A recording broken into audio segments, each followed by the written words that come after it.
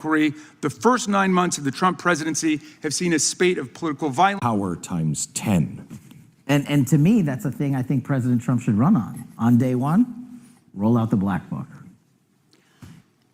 In contrast to that attitude of let it all out, we're getting reports of actions that run contrary to getting everything out and that also involve diversions of FBI resources. For example, an FBI whistleblower reported that you were pressured by the Attorney General to place 1,000 personnel on 24-hour shifts to mine roughly 100,000 Epstein-related records to redact President Trump's name from the files. Bloomberg reported this, that you directed FBI special agents from the New York and Washington field offices to join the Bureau's FOIA employees in Winchester and another building a few miles away, and that while reviewing the Epstein files, FBI personnel identified numerous references to Trump in the documents, and people familiar with the matter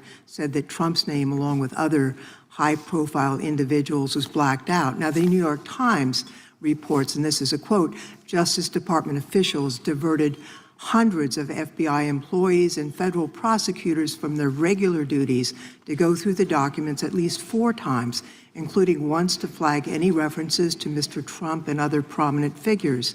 Details of the review were based on accounts by 3 former FBI and Justice Department officials who spoke on condition of anonymity because of fears of retaliation, and further that the FBI finished after they finished its review of the files and materials was sent to a team of Justice Department lawyers who double-checked the FBI's redactions and, quote, were instructed to flag any mentions of Mr. Trump and other celebrities. Now, I have 3 questions for you, Mr. Patel, about this. First, how many times did President Trump's name appear in the Epstein files? Was it more than 100, more than 1,000? Were the agents who were pulled from their duties to redact the president's name from the Epstein files working on criminal cases or national security cases or child sex trafficking cases? And are the number of agents that have been reported diverted for these purposes, is that accurate? No. No what? You asked if it was accurate. I said it wasn't. So you're saying that none of this happened? No, I'm saying it was inaccurate. Okay. How many times did President Trump appear in the Epstein files? More than 100? More than 1,000?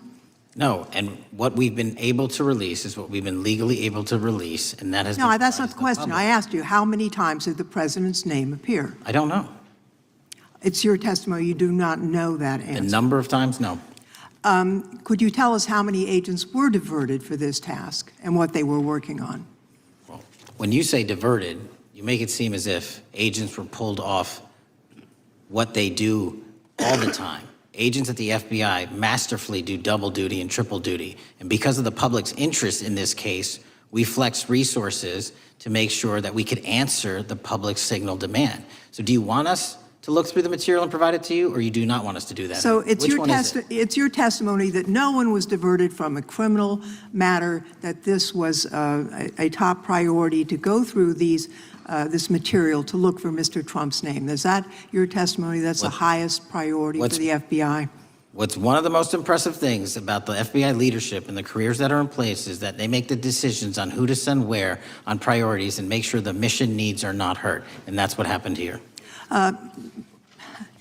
It's shocking to me that the FBI would think that erasing Mr. Trump's name from the Epstein files is a high priority when we have crime, we have national security threats, we have terrorism threats, we have murders such as that occurred, unfortunately, with Mr. Kirk. It's shocking to hear that that's your highest priority. And with that, Mr. Chairman, I yield back. That's literally not what I said.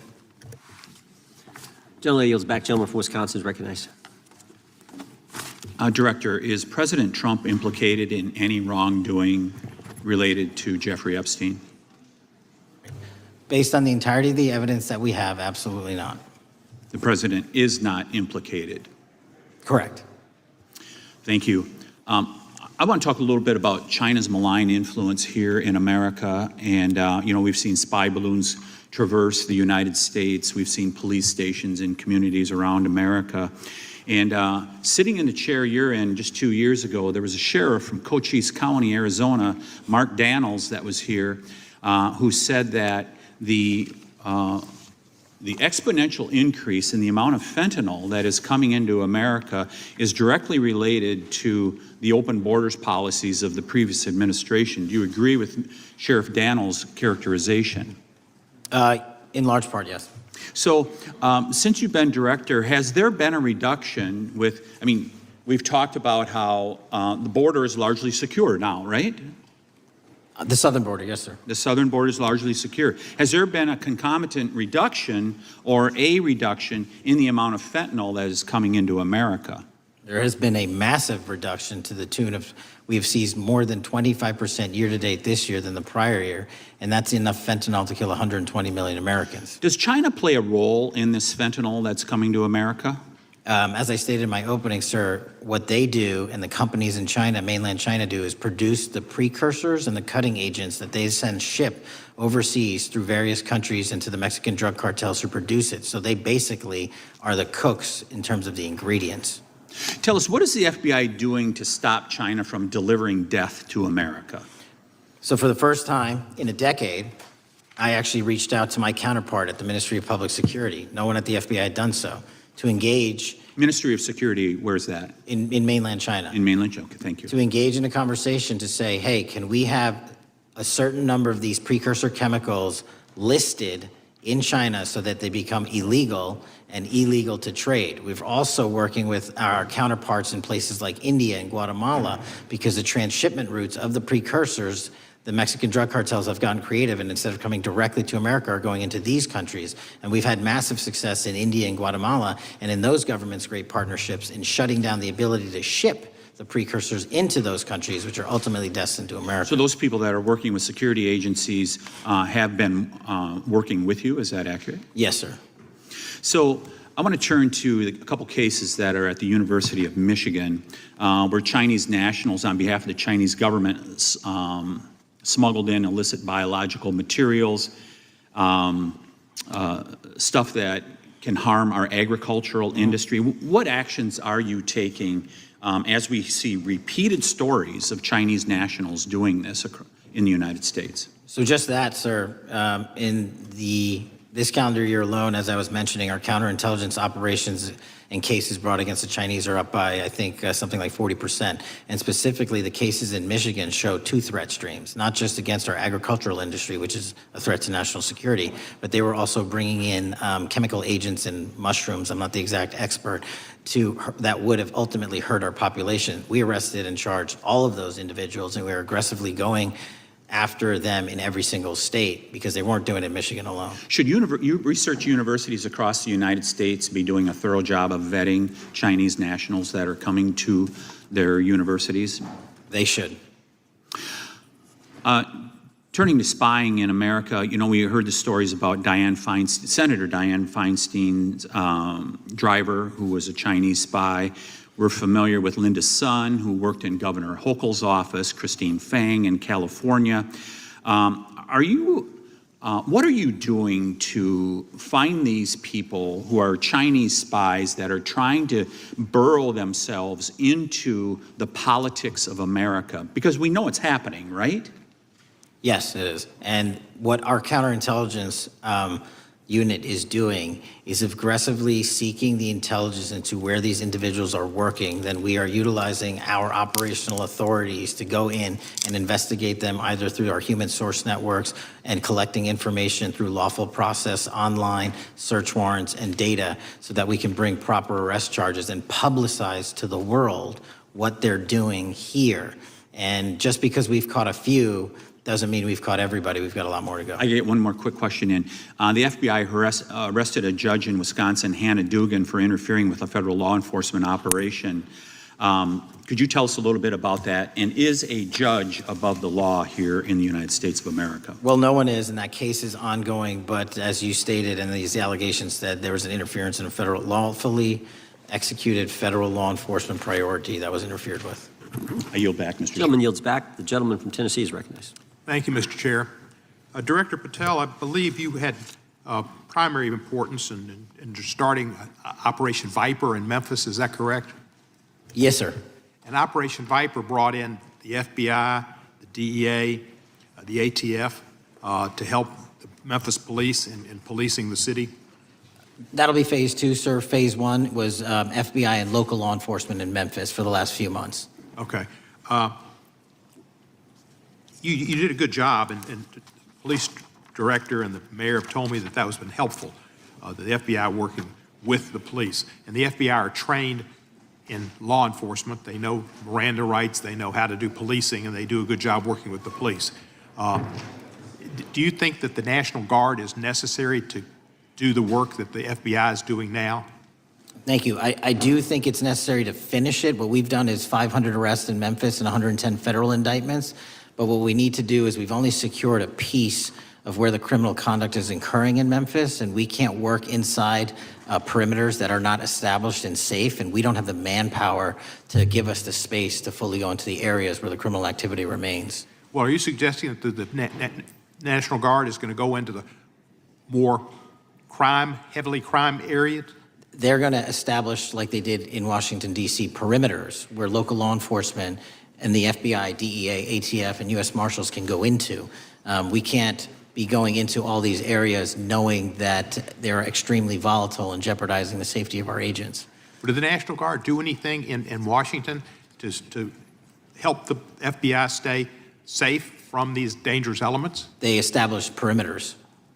Established perimeter, and the criminals knew about it, so they... It was a visible force, sir, so they kind of saw it. Well, what you did, I commend you for what you did, and I think the FBI coming in, we have a crime problem in Memphis. The FBI has helped, DEA will help, and the ATF will help. I don't think the National Guard's going to help, and what I've seen, they're not trained in law enforcement, are they? No, sir. And so that could be a problem. Who will direct the National Guard in Memphis? Will it be, will they have control over your agents? No, sir, they won't. Who will have control over your agents? You? Well, the SAC and then ultimately the chain of command up to Washington, D.C. will control the FBI, but there's a task force that was put together that is going to be led by an interagency. The heads of U.S. Marshals, DEA, and FBI will be working together with DHS collectively on this. Have you visited Memphis before? Yes, sir, I have. So you know how good a city it is. I love Memphis. A lot of us do. And Memphis is a great city, great history, civil rights museum. Might say something about slavery, but that was the history. Needs to be taught. Blues, Elvis. Beale Street. Beale Street, right, barbecue. And people should come. It's not a troubled city. We've got some crime, but it's not a troubled city. We're not troubled, and we love our city, and we hope that the National Guard doesn't come in and cause people to have questions about Memphis, because it's a city they should visit. Let me ask you this about, you said that the homicide rates are coming down to an all-time low? In modern recorded U.S. history, yes, When sir. does modern recorded history start? I think the FBI, and I'll get back to you on this, has stats on that going back about 30 years, sir. Okay, I was thinking back to Ozzie and Harriet, and I didn't think you could beat Ozzie and Harriet's time. Secondly, you mentioned the Epstein case. Did any of the women that were victims, and they came up here and had a press conference and all, did any of them contact your office and ask to give information? To my knowledge, no, sir. If they did, let me ask you first, is there a statute of limitations on sex crimes like that, with sex with a minor, rape?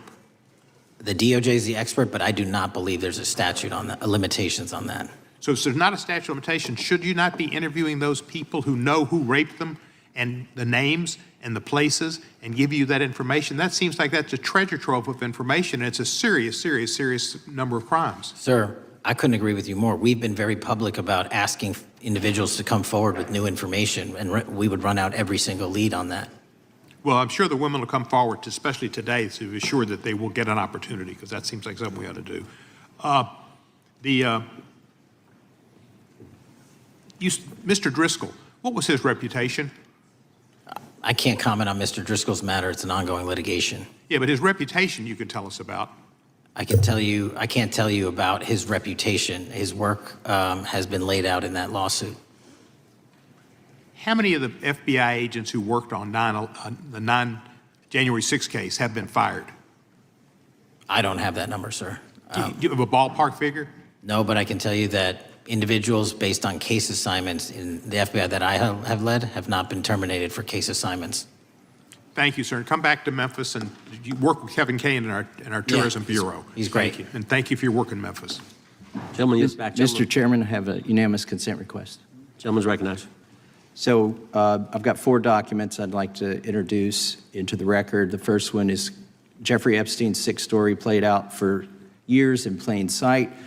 And Acosta is quoted in here saying, "I was told Epstein belonged to intelligence and to leave it alone." The second document is entitled, "What Epstein's Bodyguard Warned About His CIA Connections." The third document is from Fox Digital. It's titled, "Epstein's Private Calendar Reveals Planned Meetings with Obama Admin Official CIA Chief." And the last document is Wall Street Journal article that highlights Ehud Barak's 36 meetings with Jeffrey Epstein. He was the former Prime Minister of Israel and head of military intelligence for Israel. Without objection. It may have held that title when he met Epstein, and then, yes. Without objection, the gentleman will hold for a second. The gentleman from Maryland is recognized. Thank you, Mr. Chairman. Just one UC request. This is Judge Engelmeyer's decision from August in U.S. versus Epstein, stating the government's 100,000 pages of Epstein files dwarfs the 70-odd pages of Epstein grand jury materials. Without objection, the gentleman from Kentucky is recognized for 5 minutes. Thank you, Mr. Chairman. Director Patel, I watched some of your Senate hearing yesterday when Senator Kennedy asked you, you've seen most of the files, who, if anyone, did Epstein traffic these women to besides himself? You replied, according to the transcript, there is no credible information that he trafficked them to anyone else. You also said somewhere in the hearing and here today that the problem is that the case files are constrained by limited search warrants from 2006 to 2007, and that the non-prosecution agreement hamstrung future investigations. Those constraints only apply to Southern District of Florida. They do not apply to Southern District of New York, the location of the 2019 sex trafficking indictment, which produced many things, including a series of FD 302 documents. According to victims who cooperated with the FBI in that investigation, these documents in FBI possession, your possession, detail at least 20 men, including Mr. Jess Staley, CEO of Barclays Bank, who Jeffrey Epstein trafficked victims to, victims including minors, such as Virginia Roberts Giuffre, may she rest in peace. That list also includes at least 19 other individuals, one Hollywood producer worth a few $100 million, one royal prince, one high-profile individual in the music industry, one very prominent banker, one high-profile government official, one high-profile former politician, one owner of a car company in Italy, one rock star, one magician, at least 6 billionaires, including a billionaire from Canada. We know these people exist in the FBI files, the files that you control. I don't know exactly who they are, but the FBI does. Have you launched any investigations into any of these people, and have you seen these 302 documents? Sir, I have asked my FBI agents to review the entirety of the Epstein files and bring forth any credible information. And we're working with Congress not only to divulge that information and produce it to you, but any investigations that arise from any credible investigation will be brought. There have been no new materials brought to me launching a new indictment. So is the loophole here, or is it your assertion that these victims aren't credible, that the 302s maybe didn't produce credible statements that rise to a probable cause? It's not my assertion, sir. It's the assertion of 2 different United States attorneys' offices from 3 separate administrations who investigated those same materials in lifetime. Are the 302 documents in the FBI's possession? They reviewed all that, yes, sir. And so have you reviewed those 302 documents where the victims name the people who victimized them? If I personally know, but the FBI has. So how can you sit here and in front of the Senate and say there are no names? I said all. I named one today. I said we are not in the practice at the Department of Justice FBI of releasing victims' names. That is not what we do. We are also not in the habit of releasing incredible information. That's not what we do. But multiple authorities have looked at the entirety of what we have. Okay, I got to move on here. Were you present when the AG had the White House event when she released the binders to the social media influencers? I was, yes. So if you're willing to meet with social media influencers who stood to benefit from the sensational and sad stories of these victims, will you meet with the victims as well? The FBI will meet with anyone who has new information. Will you personally meet with them? The FBI and the professionals who are handling the cases will. Were you instructed that it was important to release the documents to the Oversight Committee on the day of my introduction of the discharge petition to release these files? I don't know what day that was, so no. Well, they were released that day, and there were victims' names who weren't redacted because they were in such a rush, and the victims are not happy about that. Have you investigated any of the CIA connections? Have you seen the CIA file on Jeffrey Epstein? And if you wanted to see it, would they show it to you? Well, I can speak for the FBI, and that's presuming there's a CIA case file, and I've reviewed everything that the interagency, not I, the FBI, that was provided to us. Would you be willing to look at the CIA file on Jeffrey Epstein? If there is such a file, and if it has not already been turned over to the FBI will look at any new investigative leads. Have you made any progress on the pipe bomb investigation January 6th? And have you made any progress on the motive of the Las Vegas shooter? As to the first, it's an ongoing investigation, and we have made progress. As to the second, sir, I'll have to get back to you. All right, thank you. I yield back. Mr. Chairman, I have a unanimous Gentleman consent yields back. request. Unanimous consent request from the gentleman from New York. I ask unanimous consent to introduce an unsigned memorandum from July 7, 2025 that says we did not uncover evidence that could predicate an investigation against uncharged third parties with the insignia of the Department of Justice and the FBI. Without objection. Mr. Chairman, I have a Gentleman from Georgia. unanimous consent request. It's an article entitled DOJ Deletes Study Showing Domestic Terrorists Are Most Often Right-Wing. Without objection. Thank you. The gentleman from Georgia is recognized for 5 minutes. Thank you, Mr. Chairman. Director Patel, thank you for being here today. I want to first talk about the significant role that the FBI plays in combating the national security threats posed by our nation's greatest threat, our nation's greatest security threat, China and the Chinese Communist Party. It's a fact that China is America's most significant national security threat, isn't that correct? I would say so, sir. And you would agree with me that China wants to dominate the United States of America? I think that's largely their plan. And they want to dominate the world, both militarily and economically, isn't that correct? I think so. And sir, you've been FBI director for the last, 8 months? 7 months, yes. 7 months, and during that time, have you held any stock in any companies founded in China? I don't believe so. Well, you do own stock in a company known as Elite Depot, don't you? Which one, sorry? Elite Depot. You own stock. I think that's, I'll have to get back to you. I think it's a law firm and it's a company out of Singapore. Okay, well, no, the company out of Singapore, which is owned by Elite Depot, is the Shein Company, which was founded in China, correct? That company operates out of Taiwan. Well, they changed their headquarters from China back in 2022 to Singapore for tax purposes, but it's owned by a Chinese billionaire. I think his name is Charlie Zhu, and you own stock in the company that owns Shein.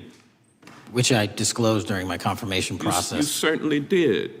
And now, do you still hold that stock in that Chinese company?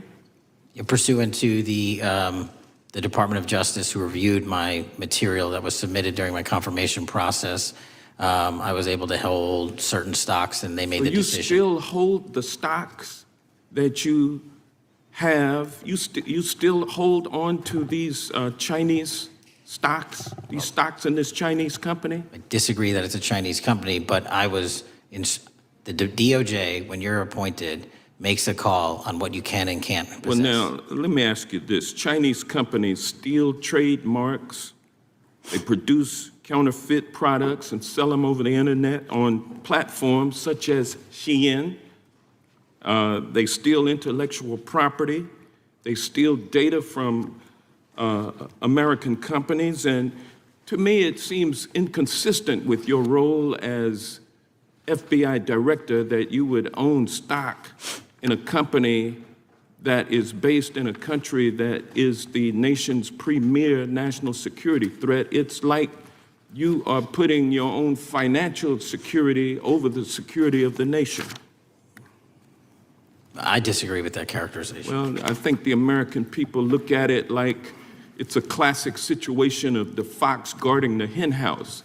If the FBI is charged with investigating espionage, economic espionage by companies controlled by the Chinese Communist Party, and you are the director of the FBI, you've got a conflict of interest. Sir, I would just show if there's any intimation that I'm against. Why are you holding on to this stock? It wasn't a decision I made. And it's valued at up to $5 million as of when you last reported, correct? $5 million in stock? No, I don't follow it. You don't follow it, but you're still making money off of it. I don't have any money off of anything. Well, what I have done... Trump's trade policies directly impact the value of that Chinese stock. Won't you agree with that? Which trade policy? I'm not a trade expert. Okay, all right. But I want to tell you this. Crazy on me today. Let me ask you this question. Why are you hiding pedophiles? Why are you shielding pedophiles? Why are you protecting pedophiles? That is maybe the most offensive thing you could say to me, given the numbers. Well, you have not released Given the Epstein numbers files of pedophiles. You are aware of the we have Epstein arrested. client list that was published in the 18,000 Time the gentleman emails has released? expired.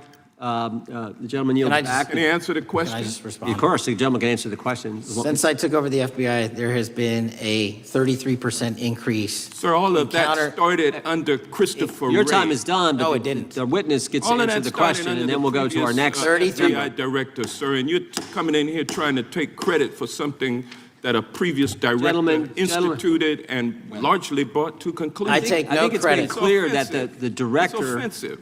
has numbers are so incorrect much also. better than the previous director. It's Dr. Patel, if you deceptive. want to I answer take- the question. I take no credit. The men and women of the FBI have seen a 33% increase in the number of counterintelligence arrests out of the PRC. And so all of a sudden, with you coming in 7 months ago, and, Gentlemen's time has Heaven on earth. expired. and on the sir, pedophile the American public's not gonna accusation, go for that. we have arrested 1,500 child predators in the last 7 months. Under That's more investigations than initiated by anybody the prior Appreciate the directorship. director's good work, and we really appreciate that the time of the gentleman has expired. We now go to the gentleman from Texas. I thank the chairman. Thank the FBI director for coming before the committee. I assume the FBI director, Mr. Patel, I believe you probably agree with me that there is a significant organized effort on the left side of the political spectrum to advance criminal organizations being able to put more criminals out on the streets. And that what we've seen this in daily action. Are you familiar with the report that came out this last Monday from the Law Enforcement Legal Defense Fund?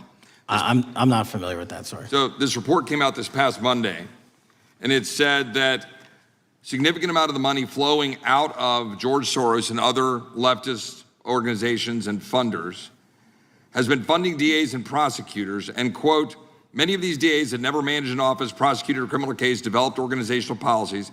In dozens of America's largest cities and counties, this report finds these progressive district attorneys have outsourced core parts of the American criminal justice system to activists and political donors, taking direction and advice on everything from staffing decisions and communication strategy.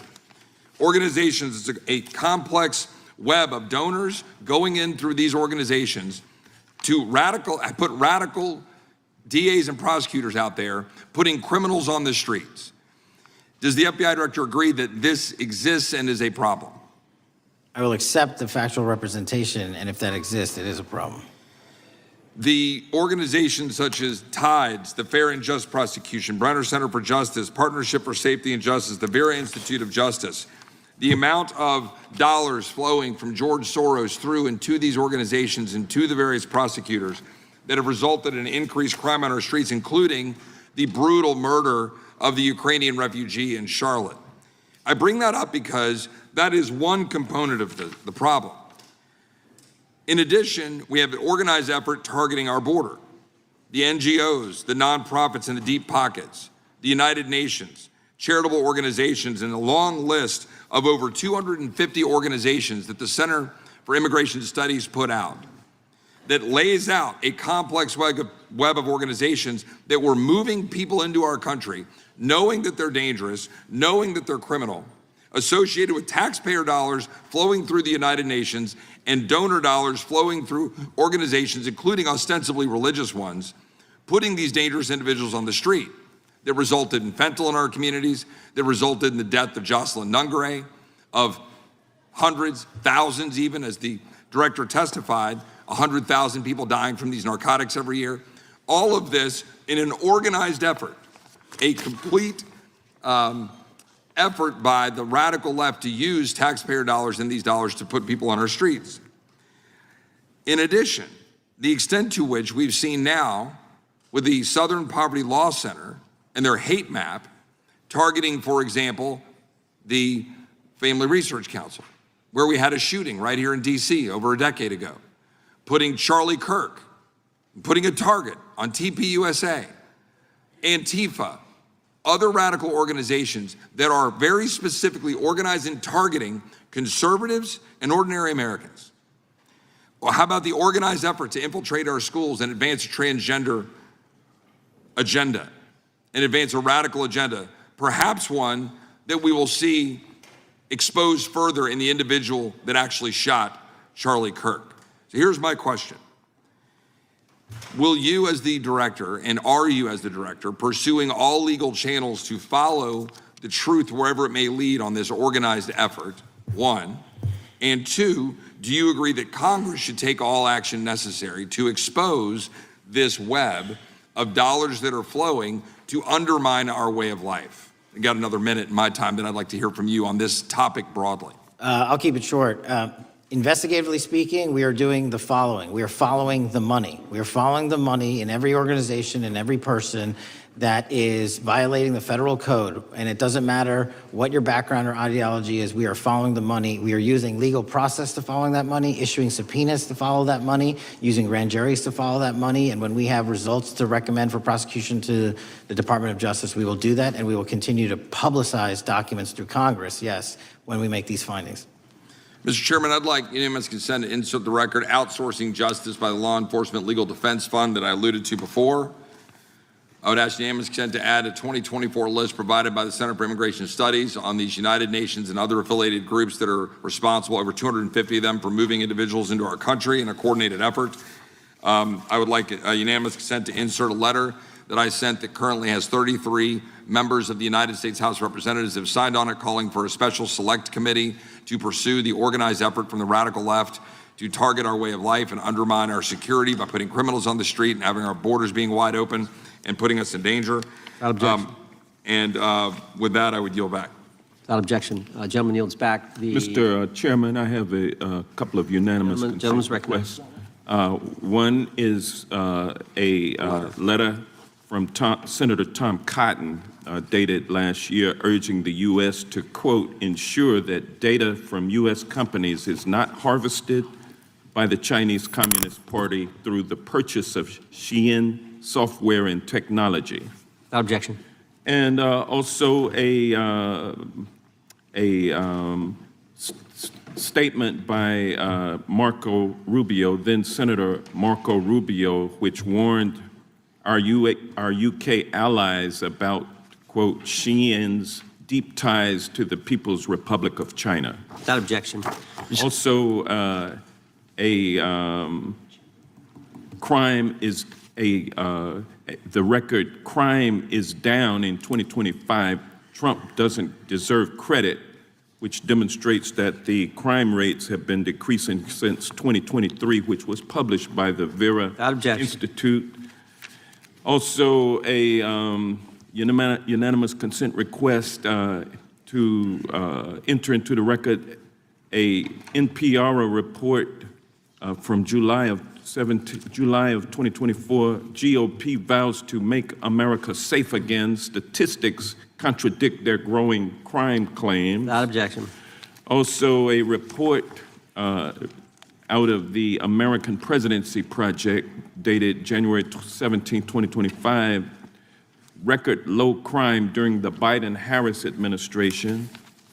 Without objection. Also, Joe Biden is correct that violent crime is near a 50-year low, which was a PolitiFact publication of May 2024. And last but not least, a FBI releases 2024 reported crimes in the nation statistics. These are FBI statistics published on August 5th, 2025, which details decreases in murder, rape, aggravated assault, and robbery in 2024.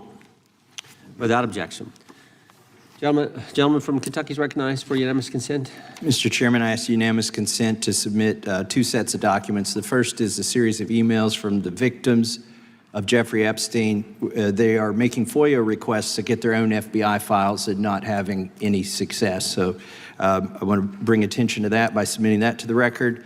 The second document that I want to submit to the record, for the record, I know we don't usually read these. This one's not readable. It's completely redacted for the most part, the first 50 pages.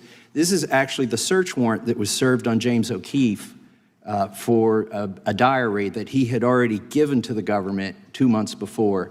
And as it turns out, there were no indictments here, yet he still doesn't know why he was raided, and I think he deserves to know. So, Without objection. Thank you. The chair now recognizes the gentleman from California. Director, the first time you saw Donald Trump's name was in the Epstein files. Did you close the files or keep reading? I have reviewed not the entirety of the files, so I have. You haven't reviewed all of the Epstein files? Personally, no. You're the director of the FBI. This is the largest sex trafficking case the FBI has ever been a part of. Buck stops at the top, and your testimony today is you have not reviewed all the files. What I've been doing is been busy providing the safest country this country has seen in modern U.S. history in historic speed, because the men and women of the FBI are given the resources to reduce the homicide rate, to reduce the drug trafficking rate, to reduce the amount of children that are being trafficked, and the number of pedophiles. It sounds like those children being trafficked would high. appreciate the director reviewing the files. You said you don't know the number of times Trump's name appears in the files, so it could at least be 1,000 times. Is that right? The number is a total misleading factor. We have not released anyone's name in the Epstein files that has not been credible. Director, could it at least be 1,000 times? We have released every piece of legally permissible information. Okay, you can so characterize the numbers however you want it. Reclaiming my time, Director. It sounds like if you don't know the number, it could at least be 1,000 times. Which It's not. Me. It's not. Is it at least 500 times? No. Is it at least 100 times? No. Then what's the number? I don't know the number, but it's not that. Do you think it might be your job to know the number? My job is to provide for the safety and security of this country. My job is not to engage in political And that innuendo includes protecting so you can go sexual out to the assault sticks and get your 20-second hit in your fundraising reclaiming my article. time, So Director. keep going, reclaiming your time, because the Director, people of California are being underserved by your If the representation. president is not implicated, why not release everything that involves him? We have released everything, the president and anyone else's side, that is credible and lawfully be able to be released. Your fixation on this matter and baseless accusations that I'm hiding also child Mr. pedophiles Massey's is disgusting. interest. Anyone that says that needs to look at the stats alone. And go back to the state of California, who's receiving the biggest surge in FBI resources through my redeployment, because the cities of Los Angeles, San Diego, and San Reclaiming Francisco my time, need it. Director. Remembering your oath to tell the truth, did you ever tell Donald Trump his name is in the files? I have never spoken to President Trump about the Epstein files. Did you ever tell the Attorney General that Donald Trump's name is in the Epstein files? The Attorney General and I have had numerous discussions about the entirety of the Epstein files and the reviews conducted by our team. Did you tell the Attorney General that Donald Trump's name is in the Epstein files? And we have released where President Trump's name is in the It's a simple attorney's question. file. Did you tell the Attorney General that the President's name is in the Epstein files? During many conversations that the Attorney General and I have had on the matter of Epstein, we have reviewed The question is painstakingly simple. who Did you can tell be- the Attorney General that Donald Trump's name is in the Epstein files? Yes or no? Why don't you try spelling it out if Yes you're or going to mock no, me? Director? Use the alphabet. Yes or no? No? A, B, C, Director, D, E, F? it Don't wanna sounds do like it? you don't want to tell us. Did you tell the Attorney General that Donald Trump's name was in the Epstein files? Why don't you try serving your Director, constituency did by you tell the focusing on Attorney reducing General violent that Donald crime in this Trump's name- country and the number of pedophiles that are Director, legally reclaiming my harbored in time, your Director. sanctuary cities in Director, California? reclaiming I'll my work with time. you on that. Do Regular you wanna order, Mr. work with us Chairman. on that? Director, Time reclaiming my belongs to the time. gentleman from California. Did you tell the Attorney General that Donald Trump's name is in the Epstein files? Yes or Question no? has been asked and answered. You've not answered it, and we will take your evasiveness as a consciousness of guilt. Director, did Donald Trump ever say to you, just find and release the entire truth? Don't worry if I'm in it? The instructions from the administration were to release all credible information, and we have done that.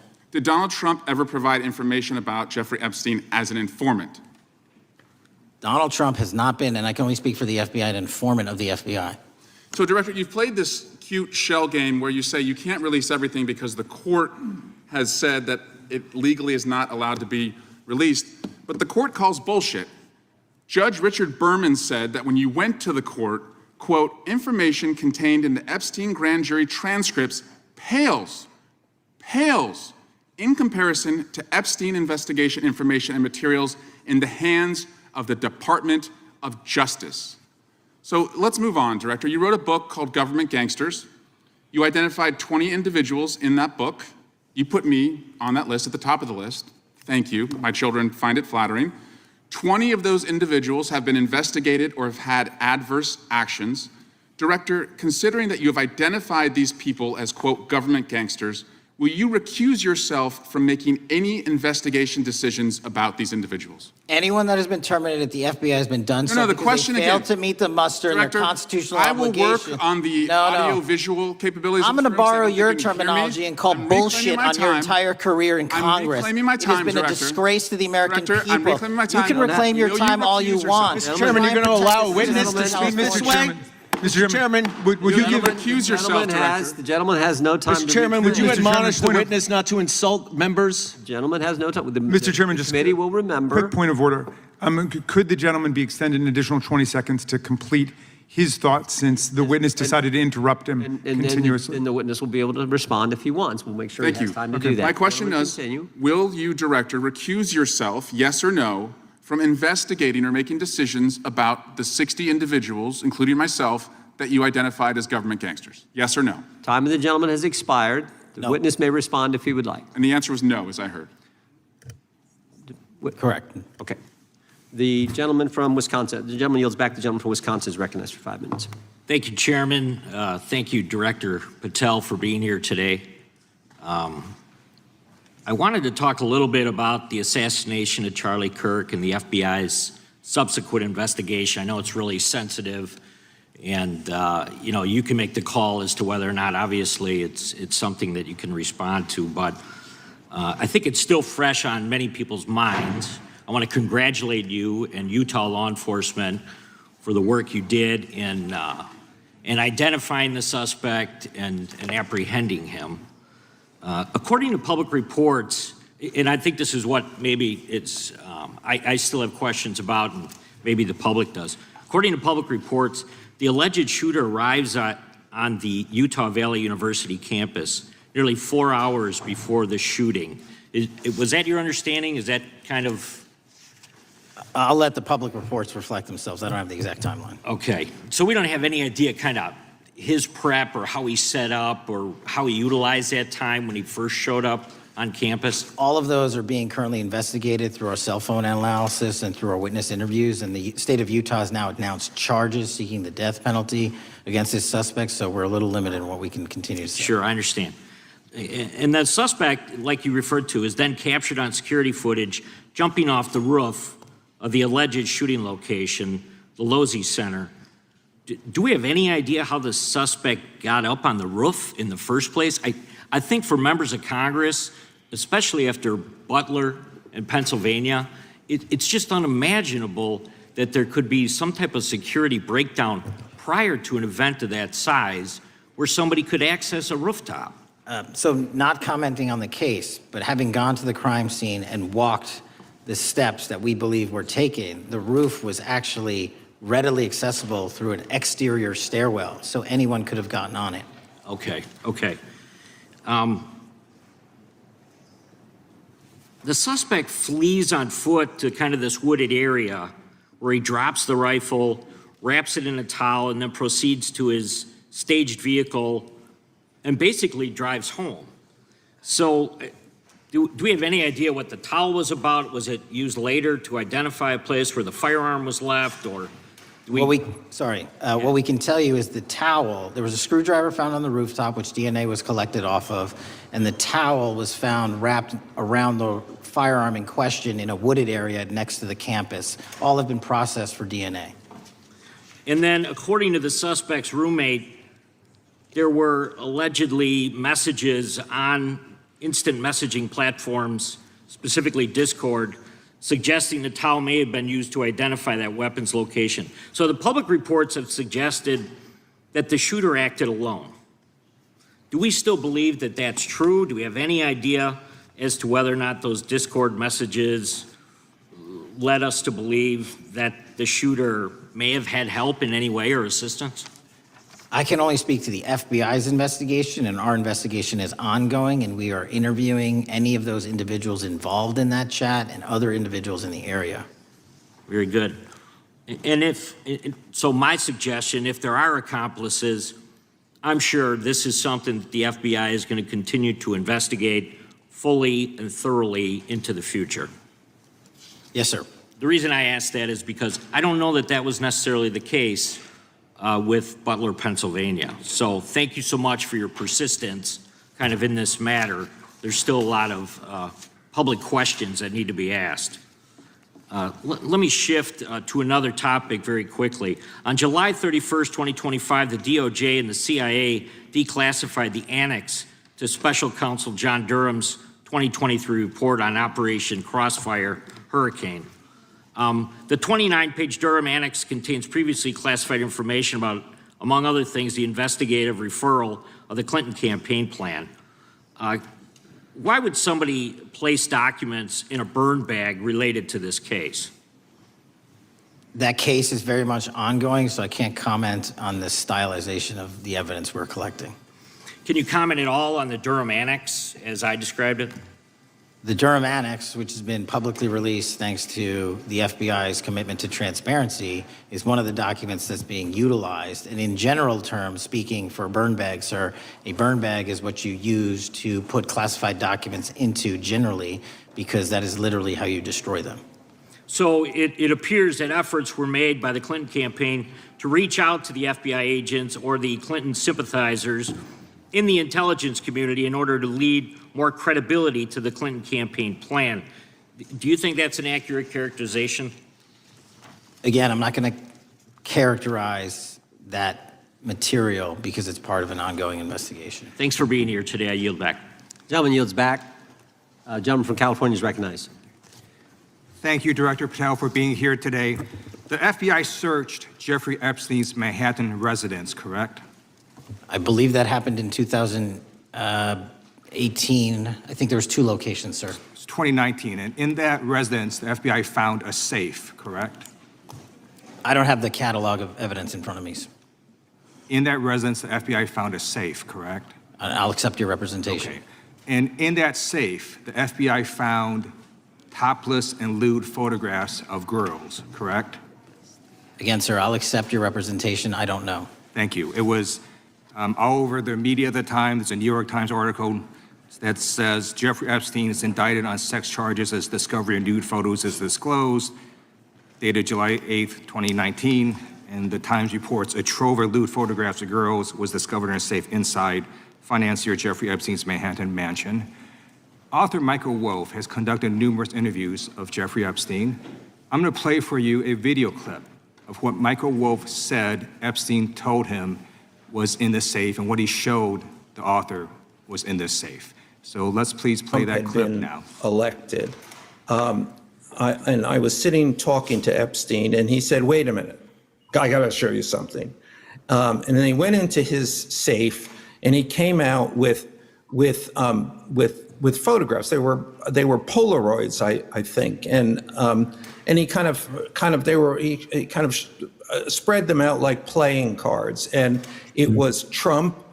I mean, I think there were a dozen of them, and it was Trump with girls of an uncertain age at Epstein's Palm Beach house, where all of the things that he would ultimately be accused of took place. And I remember very vividly 3 of them. There are 2 in which Trump is, the girls, topless girls, are sitting on Trump's lap. And then a 3rd in which he has a stain on the front of his pants. And the girls are kind of pointing at it, sort of bent over, laughing. So Director Patel, I'm going to ask you a very broad and general question. As you know, Donald Trump and Jeffrey Epstein were friends. There are, of course, photos showing Donald Trump together with Epstein, correct? I don't have the entirety of the photographs, but I think they've been photographed in public together. All right. Are there any photos showing Donald Trump with girls of an uncertain age? No. How do you know that? Because that information would have been brought to light by multiple administrations and FBI investigators over the course of the last 20 years. Well, you know what? That's just not true, because no one knew about the creepy birthday message that Donald Trump wrote to Jeffrey Epstein until the Wall Street Journal disclosed it, and then all of a sudden, the Epstein estate provides it to Congress. Well, so certainly, you weren't there at the search. You don't know what Epstein may or may not have done with those photographs even prior to the search. Maybe someone has it. Maybe the Epstein estate has it. You raise a great point. So I'm going to ask you, have you asked to talk to Michael Wolff? You raise a great point. I haven't personally asked to talk to Michael Wolff. Has the FBI asked? But the FBI, I'll get back to you if the FBI specifically so Michael Wolff has ever. About 100 hours of testimony of Jeffrey Epstein. Wouldn't it be good for the FBI to interview Michael Wolff? I'm not saying they haven't. I just don't know. Has FBI subpoenaed the tapes that Michael Wolff has conducted of Jeffrey Epstein? I don't know. All right. So if you could provide us an answer, that would be terrific. Sure. Well, let me ask you this question then. Have you looked at all the photos in Epstein files? I have looked at all the information that the investigators who investigated this case have provided to run out credible leads. And in the Epstein files, was there that creepy birthday message that Donald Trump had written to Epstein? No, that's what I was trying to tell you. You raise a great point. The estate of Jeffrey Epstein has a voluminous amount of information that they have not released before. Okay, so that's great. So wouldn't it be great if FBI subpoenaed the estate of Jeffrey Epstein for all that information? The estate is under no obligation to provide that material, even pursuant to a subpoena. That's a great point. Yeah, that's just false. Okay. That's just false. You're the frickin' FBI. You can subpoena the information from the estate, and you better do that. That's literally not how it works. I'm going to move on now and talk about Epstein's client list. You confirmed that it exists. Attorney General Pam Bondi confirmed earlier this year that it exists. So I just want to ask you a simple question. Is Prince Andrew on Epstein's client list? The material related to Prince Andrew has been made public. Is Prince Andrew on the client list? We have released the index of names that were in Jeffrey Epstein's. Is Donald Trump on Epstein's client list? The index has been released, and the index will speak for itself. So I'm just going to say, America, there's a huge red flag. The FBI director could not answer whether Donald Trump was on Epstein's Gentleman's time client has list. expired. I Now recognizes the gentleman from Virginia. Thank you, Mr. Chairman. I want to thank the director for being here and for his work over the last several months, removing the taint of partisanship that has infected the intelligence community over the past several years under the last administration, under the last several directors, standing up for law enforcement, standing up for the brave men and women who work in your agency. But to set the record straight, we have to correct the record. And the record, early days of the first Trump administration saw a dramatic spike in news stories that contained sensitive and sometimes classified details about the FBI's bogus Russia probe, about a leak a day. It's unacceptable that senior FBI officials coordinated to leak classified information to try and harm President Trump. Documents produced to the committee in August of this year revealed that the FBI interviewed a former Intelligence Committee staffer who gave details on a systematic process through which leaks of classified information were affected by then Chairman, now Senator Adam Schiff. Were these findings escalated within the Bureau's chain of command, and if so, to what level? Sorry, were the findings escalated? Were these findings that were given to us escalated within the Bureau's chain of command, and if so, what level? Did you receive this information? That entire matter is currently under investigation by the people at the FBI that handle leaks of classified information. All right, it's good to know that there is an ongoing investigation. Can you tell me whether these leaks to the media compromised any ongoing FBI investigations during the Trump-Russia probe? I can tell you, generally speaking, the leaks of classified information are detrimental to any work the FBI is doing. Now, former Director James Comey testified before the Senate Judiciary Committee that he had never been an anonymous source, nor authorized anyone to be an anonymous source in news reports about matters relating to the Trump investigation or the Clinton investigation. Was Comey's testimony true? In reference to Director Comey, I'm very limited in what I can say because of what the current status of those matters are with the FBI and the Department of Justice. When I am able to make those public, I will. Can you tell me if there's an ongoing investigation there? Again, without identifying any individuals related to the information you're generally speaking about, there is an ongoing matter that has been under review by the Department and the FBI for some time. Because we know that the documents that we received last month revealed that former Director Comey used Columbia University law professor as a conduit to leak stories to the media that contained classified information. Let me move on to the way that the FISA process was weaponized by past directors. Prior to your confirmation, you raised concerns about government misuse of FISA, including Section 702, stating that FISA was in need of major reform. Specifically, you highlighted that the Fisk report that the FBI had conducted 278,000 improper searches of the FISA database. Do you remain concerned about governmental abuse of FISA in Section 702? I'm always concerned, but what we've done since I became FBI director is implement new audit systems. We are nearing 100% review of the 702 query system that you are specifically referring to, and we've also eliminated anyone that has ever touched that database that has in any way made a mistake, whether intentional or not. And we have also identified a system in which those going forward who misuse the 702 system, they don't get 2 strikes. They get 1 and you're done. Okay, I'm glad you mentioned you're continuing to audit because, as you know, in May, the New York Times reported you closed the FBI's Office of Internal Auditing. Can you explain why you decided to close this office? Yeah, because under the new restructuring of the FBI, to save resources, there were 2 different places doing the exact same thing. We have a specific division dedicated to audits. I didn't need another audit system doing the audits again. And so we folded some of those folks with their expertise into our specific division and then took the rest of those folks and are moving them out across the country. Under previous FBI leadership, FBI agents were found to have lied to the Fisk. There have been hundreds of thousands of violations of querying standards. In light of past violations, what action is the FBI taking to ensure that similar abuses do not occur in the future? Exactly what I've outlined. You cannot have access to the 702 query system if you improperly queried that system at all at any time in your career. Okay, at a Senate hearing 2 years ago, your predecessor, Director Wray, testified FBI had previously purchased U.S. phone geolocation data for a specific national security pilot project and further stated that the project had not been active for some time and that the FBI relies on court-authorized process to obtain location data from companies. Does the FBI purchase location data or any other data of Americans from data brokers? I don't believe so, but I'll get back to you. Thank you, that'd be important. I appreciate that. I yield back. Gentleman yields back. Gentleman from Washington's recognized. Thank you, Mr. Chairman. Mr. Patel, before you joined the FBI, you had very strong opinions about what the FBI was hiding regarding Jeffrey Epstein. In a September 2023 interview with Glenn Beck, you said the Black Book is under the, quote, direct control of the director of the FBI.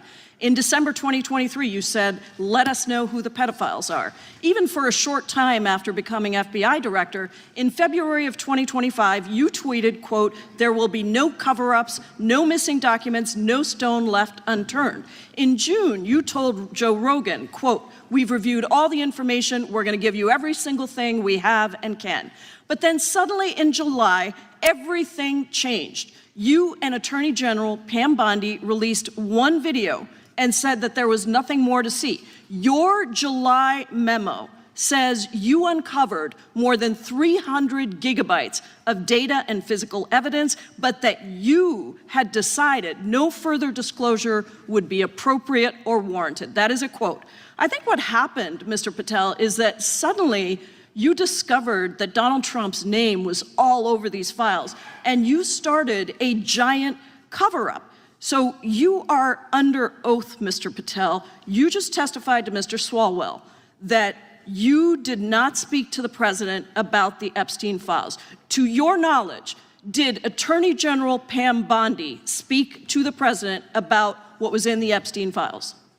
I can't speak for Attorney General Pam Bondi. So to your knowledge, you don't have any information. The question was, do you have any knowledge? Do you have any knowledge? I can't speak. You are for the refusing to Attorney answer the General, question, so Pam let me Bondi. tell you that the Wall Street Journal reported that in May, Bondi told Trump that he was in the Epstein files, and at the same meeting said that the DOJ did not plan to release the files.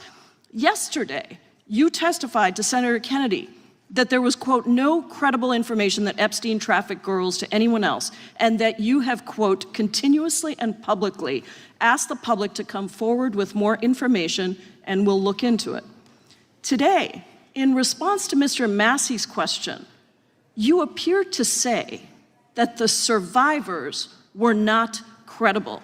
These are survivors. That's not at all what I said. Okay, great. I'm going to ask you this in a second, but let me tell you about then the don't lie about survivors, me. and let's bring them up here into the room. These are women who came to the Hill and testified that they were groomed and raped at the age of 14 and 16 years old, and they called to meet with the president and to meet with the FBI and to have people investigate their claims. Some of them have never testified before. If you are so interested in getting the public to submit any information, why have you not met with them? You said you haven't met with them. Have you met with them? I'll give you one more chance.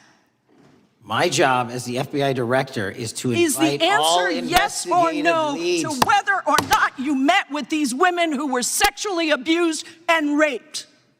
Any insinuation by you or any What people is on the your an- side that I am not manhunting child predators and sex traffickers, just look at the Mr. stats. Patel, And you talk Mr. about Chairman, cover-ups, man. Mr. Chairman, you this talk is about my time, cover-ups. and I will take Why- as much time as I Where were want. you during the Instruct Obama the and witness, Biden Mr. administrations Chairman. when these so-called Instruct the cover-ups were witness. going on? Mr. Why didn't Chairman. anyone in those administrations talk to any of these Mr. purported Chairman. witnesses? Let's I get have some regular order, welcomed Mr. every Chairman. single person to provide credible information. Time belongs to the gentlelady from Washington. And I'm but gonna when you- take when another you couple accuse of the minutes. witness of something, he's allowed to respond. That's how it works. You say Listen, he something, didn't even, say excuse me, Mr. Mr. Chairman, Chairman, you have point always of been order. fair, but I'm- this is and I'm not being fair. fair, and you will get No, your- this you will is get your my time. time, and he You will give the said that gentlelady the a few witnesses additional were not seconds credible. of time. I'm going to get an additional minute of time because No, that's you'll how get much what time you he won't get a took. minute. You'll get some seconds. What we think is under 5 minutes. You don't get to demand how Mr. much time you Patel. get. That's not how it works. Mr. Patel, are the victims of the Jeffrey Epstein horrific trafficking ring, are they credible? Any person with information about ongoing sexual trafficking. I'm asking you if they're credible. Ma'am, I'm Are commenting they on the credible? evidence we have. But And we have routinely asked for people to come forward with more evidence, and we will look at it. And the evidence that we have was the same evidence that the Biden and Patel, Obama Justice Departments Mr. had. Patel, And they this is determined, new. not me, they determined that that Chairman, information was Mr. not credible. Chairman, he's not letting me even ask my questions. You This is ask the ridiculous. questions, he gives an answer. You may not like what he says, No, but that I'm doesn't mean you get to asking, he's not interrupt answering him. my question. Mr. Chairman, have could we an- restore the gentlelady 45 seconds so she We can will give complete her her question? additional 30 seconds, which is what I said I'm earlier. going to keep taking my time because you'll take here's the time thing. that you get. You get are 30 not seconds. answering the question. The question I is, have, you just don't like the these answer. are these women credible? It's a yes or no answer. I have answered the question. Well, and I what is keep the telling answer? you, I'm the only FBI director that has welcomed new information in this Okay. case. This You're not- administration is the only one that has welcomed any new information in this Is there case. a yes or no to Present whether the new victims credible are information. credible?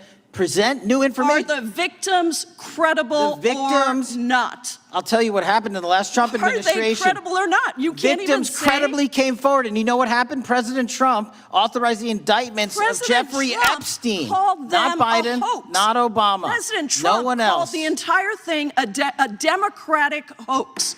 So I would like to ask The you gentlelady's if time has you expired. will I gave her the additional if 45 you- seconds she if you requested. will The meet- gentlelady yields back. The gentleman from Mr. New Chairman, Jersey is I would like recognized to for his ask if 5 you would minutes. meet with the women who were sexually time does not belong- abused and raped and groomed time does at not the belong ages to the of gentlelady from 14 Washington. and The time now 16 belongs- years old. Are the you time- going to cover up? No, I'm Are not you gonna- going to I'm continue gonna to recognize cover the up gentleman for from the New Jersey rich for and his 5 minutes. powerful men, including those that might be on this committee? I can yell Or too, are Mr. you Chairman, going but I don't want to yell allow above them this. to The time belongs testify? to the gentleman from New Jersey. I Are you appreciate the going to allow gentlelady them to yielding testify, back. Mr. Patel?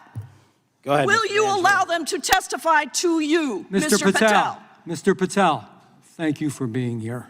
I know it's been an interesting and difficult 2 days.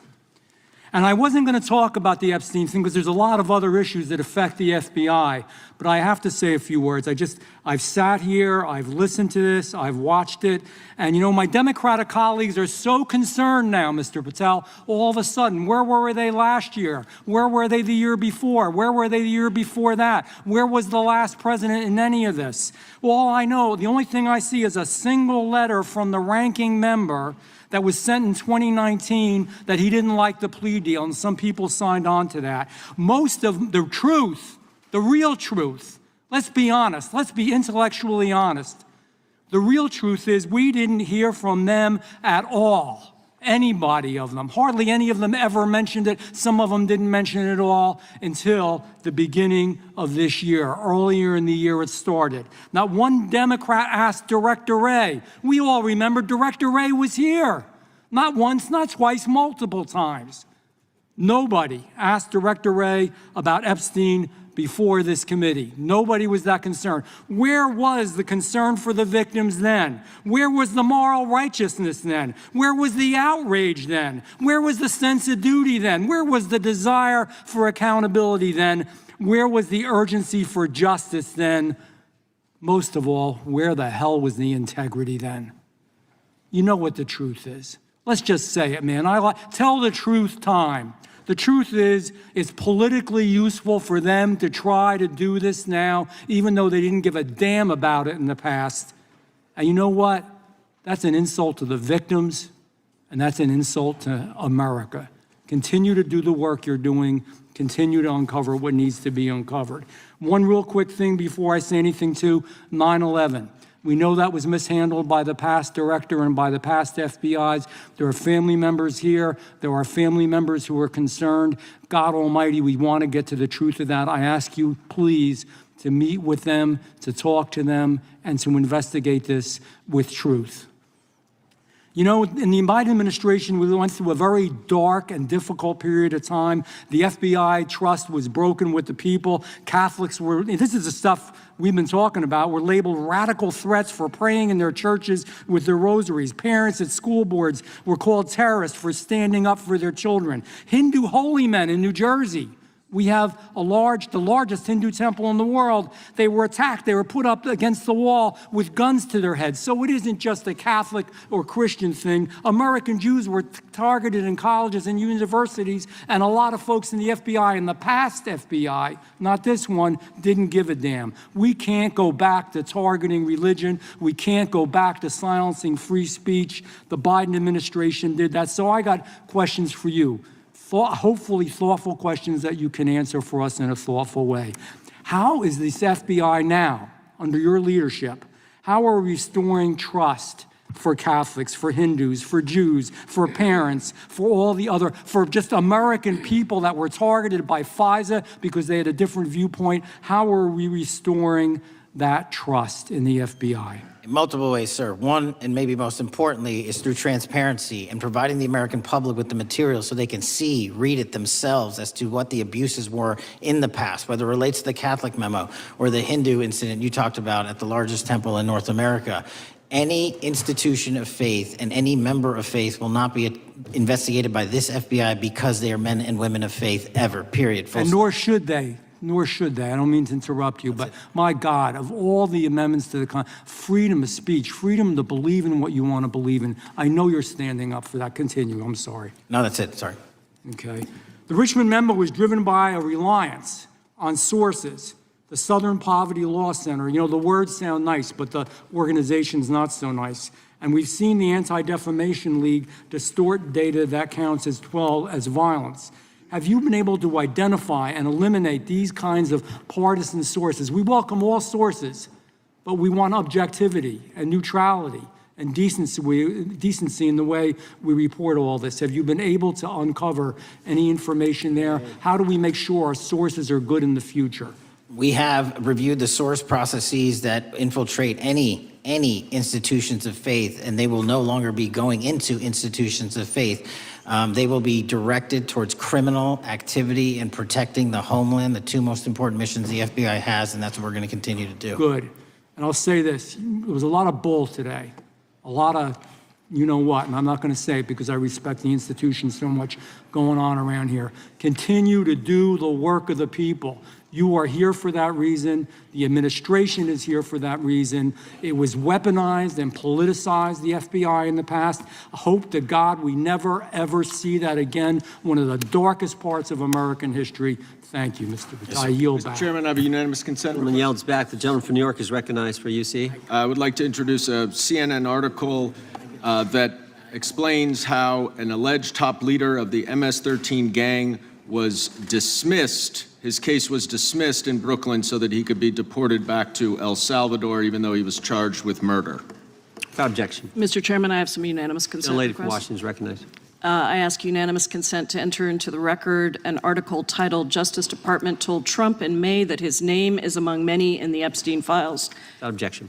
I have another one that is a July 2025 article by the New York Times entitled "How a Frantic Scouring of the Epstein Files Consumed the Justice Department," stating that DOJ and FBI employees reviewing the Epstein files were instructed to flag any mentions of Trump and other celebrities. Without objection.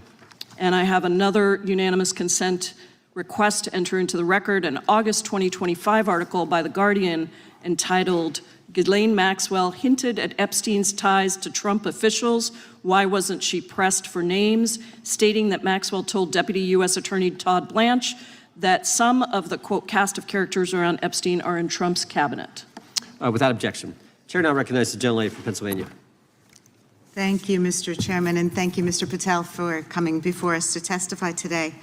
I am concerned by your repeated claims that you're not able to disclose anything further about the Epstein investigation and files, and that there's no evidence of a broader conspiracy or other people who should be charged, because the American people aren't buying that you've been transparent or that there's nothing further to be seen.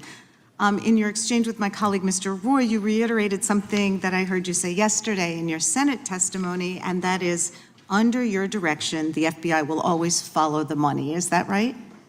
The money, did you say? Yes. Yes, you said you'll follow the money. That's great. And just now you said you welcome the opportunity to investigate new evidence. So there has been significant recent reporting just in the last couple of weeks that after Jeffrey Epstein was arrested, 4 major banks flagged more than $1.5 billion in suspicious transactions connected to him that suggested a massive conspiracy related to his child sex trafficking activities. Director Patel, has the FBI reviewed the $1.5 billion in suspicious bank transactions flagged to the government relating to Epstein and his co-conspirators? I know the FBI has reviewed numerous SARs. I don't know the totality of that number. Okay, can you provide us with that number? I'll get back to you. Okay. And have you initiated any new investigation of those bank transactions since, say, September 8th, when the new reporting came out? I'll check with the Treasury Department because they're the lead on that. Okay, so Director Patel, how many individuals or entities has the FBI interviewed, subpoenaed, or compelled to testify? Can you give us those numbers with respect to these bank transactions? Not off the top of my head. I'll have to work with Treasury. Okay. We're concerned, you see, because you say you're going after child predators, but We are. obviously this is how you follow the money, is if you follow the bank transactions that apparently enabled the child sex trafficking. Would you agree? It's one of the valuable investigative tools is to follow the money. Okay. Have Jeffrey Epstein's victims have asked us to ask you whether or not you've investigated Epstein's lawyers, the lawyers who facilitated those payments. Have you subpoenaed or questioned any of those lawyers? So in 2018 and 19, what I recollect is many, if not every one of those lawyers was part of the investigation. But you weren't there at that time, I wasn't right? there. Okay. So can you get us the names and the numbers of who was investigated then with respect to those lawyers? As long as I'm allowed to release it, absolutely. Okay. Well, if we provide you with subpoenas, I assume you can release it. Is that right? We have a current subpoena and we're working with Congress to provide it. Okay. You've said that the Acosta investigation had an original sin. What do you mean by that? Basically, if you're looking at an actual pedophile ring, what you should not do is limit the time frame in which you're legally able to collect information. So search warrants that Mr. Acosta utilized in 2006 and 7 leading to the 2008 plea agreement had a very specific narrow window of years, I think 3 or 4 years. And so information pursuant to legal process wasn't collected for 10 years or 15 years or 20 years. It also, subpoenas were not sent out to hundreds of witnesses at the time, hundreds of victims at the time. None of that was done. None of these people were put in grand juries. And so the totality of information from the jump, instead of being this big, was like this. And that, in my opinion, is not how you run an investigation if you're trying to break a sex trafficking ring. So you're now in charge of the FBI. Why haven't you done that investigation? Great question, and here's the answer. Simply because I am not able to go back 20 years and collect information that the courts had decided was already subject to search warrants. They have said, this was the investigation, there's a non-prosecution agreement out of that plea, and when the case was reopened, and this is where it comes into play, when the case was reopened in 2018 and 2019, the search warrants, again, were limited to the conduct of Jeffrey Epstein. Now, whether that's right or wrong, that's a different discussion, but I'm telling you that's the information well, we I think reviewed. that is a different discussion, and I think the discussion we'd like to have today is why you aren't following the money with respect to the broader conspiracy that it has been reported in the New York Times and elsewhere, and that if you really want to attack the issue, if you wanted to attack the issue, if you wanted to get to the bottom of it, if you wanted to disclose what really was involved in the Epstein files, the Epstein cover-up, that you would be taking very different actions that you are today. I do want to seek unanimous consent to enter into the record the New York Times September 8th, 2025 article, How J.P. Morgan Enabled the Crimes of Jeffrey Epstein. Without objection. And also an article dated July 17th, 2025 in the Epstein case, Follow the Money. Without objection. Okay, thank you. Gentlelady yields back. Mr. Chairman. Gentleman from Maryland is recognized. Thank you much. Pursuant to Clause 2K6 of Rule 11, I move that the committee subpoena the CEOs of 4 banks, J.P. Morgan, that's Jamie Dimon, Bank of New York Mellon, Robin Vince, Bank of America, Brian Moynihan, and Deutsche Bank, Christian Sowing, in order to get the suspicious transaction reports. These 4 banks have flagged to the government $1.5 billion in suspicious transactions related to the sex trafficking crimes and conspiracy of Epstein, Maxwell, and all of their collaborators. And as you know, Mr. Chairman, we got the SARS reports for Hunter Biden totaling around $20 million. And so these $1.5 billion in SARS reports we should get, especially since the director doesn't seem to be forthcoming. And I request that we do this immediately. I think the director's been very forthcoming. We will hold any motion to subpoena in abeyance until the conclusion of the hearing. The chair now recognizes the gentleman from Texas. Thank you, Mr. Chairman. Thank you, Director Patel, for being here. It is quite clear that certain members of this committee, they want their 15 seconds on TV, stamping and coming. Maybe it's for fundraising. Maybe they're struggling in their district. They need a little bump. But they turn a committee into a clown show, and that's what we're seeing. You're being unjustly attacked today. I watched the Senate hearings yesterday. You were attacked there. We know there's an agenda. There's always an agenda. It's the same characters with the same personalities, the same objective, and that is destroy the mega movement. You're being attacked, Director, is because you're effective. You highlighted what you've been doing in D.C. with the president and reducing violent crime. You're very effective. Another individual that was very effective with meaningful debate and dialogue was Charlie Kirk. And they killed him for it. Charlie Kirk was a man of faith. First and foremost, he loved his Lord Jesus. He loved his family. Beautiful wife, beautiful children. Just a remarkable, honorable man that was silenced with this assassin's bullet. I would say if Charlie Kirk lived in the biblical times, he'd have been the 13th disciple. He'd have been the 13th disciple. We have a new committee, if you're not aware, a new select committee regarding January 6th. I'm honored to be on that committee. I'm looking forward to working with other members to expose truth, questioning federal agencies that were involved on January 6th, like the FBI. It played a role, but we don't really know, Director, to what extent. We don't know. The January 6th sham committee was not formed by Nancy Pelosi to seek truth. It was nothing about getting to the truth about January 6th. Their sole mission was to damage Donald J. Trump and end his political career. And everybody knows it. That's what the purpose was. You know what's nice, so I kind of get to ask the question, though, how did that work out for you? Donald J. Trump is back in the White House, and America loves him. I spent 30 years in law enforcement, retired sheriff from a large county in the great state of Texas. I've seen, Director, I've seen more enthusiasm and support for law enforcement today because of what you and Donald Trump have done over the last 8 months to protect the American people. The American people couldn't count on their government to protect them. Crime is rampant. And now we have a president and an administration that puts the American people and their safety first. It's interesting, a few minutes ago, a classmate reached out to me and sent me I told him, I said, yes, we got Director Patel in front of our committee today. And Andy Kane wanted me to tell you, he said, quote, tell him we love him. Tell him we love him and all the brave warriors exposing the deep state. Kash, you're a great American, sir. You're a great American. Your work as the director of the FBI is commendable. It's commendable. And I want to thank you, sir. Thank you for your service. Keep up the good fight, brother. Don't let him tear you down. Keep up that good fight. You have it in you. With that, sir, I yield back. Gentleman yield.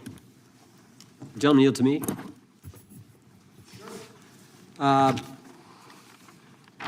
Director Patel, there were 26, the gentleman mentioned the select committee, there were 26 confidential human sources at the Capitol on January 6, 2021. 4 entered the Capitol and thereby broke the law. Do you know if those individuals were being paid by the Ray FBI?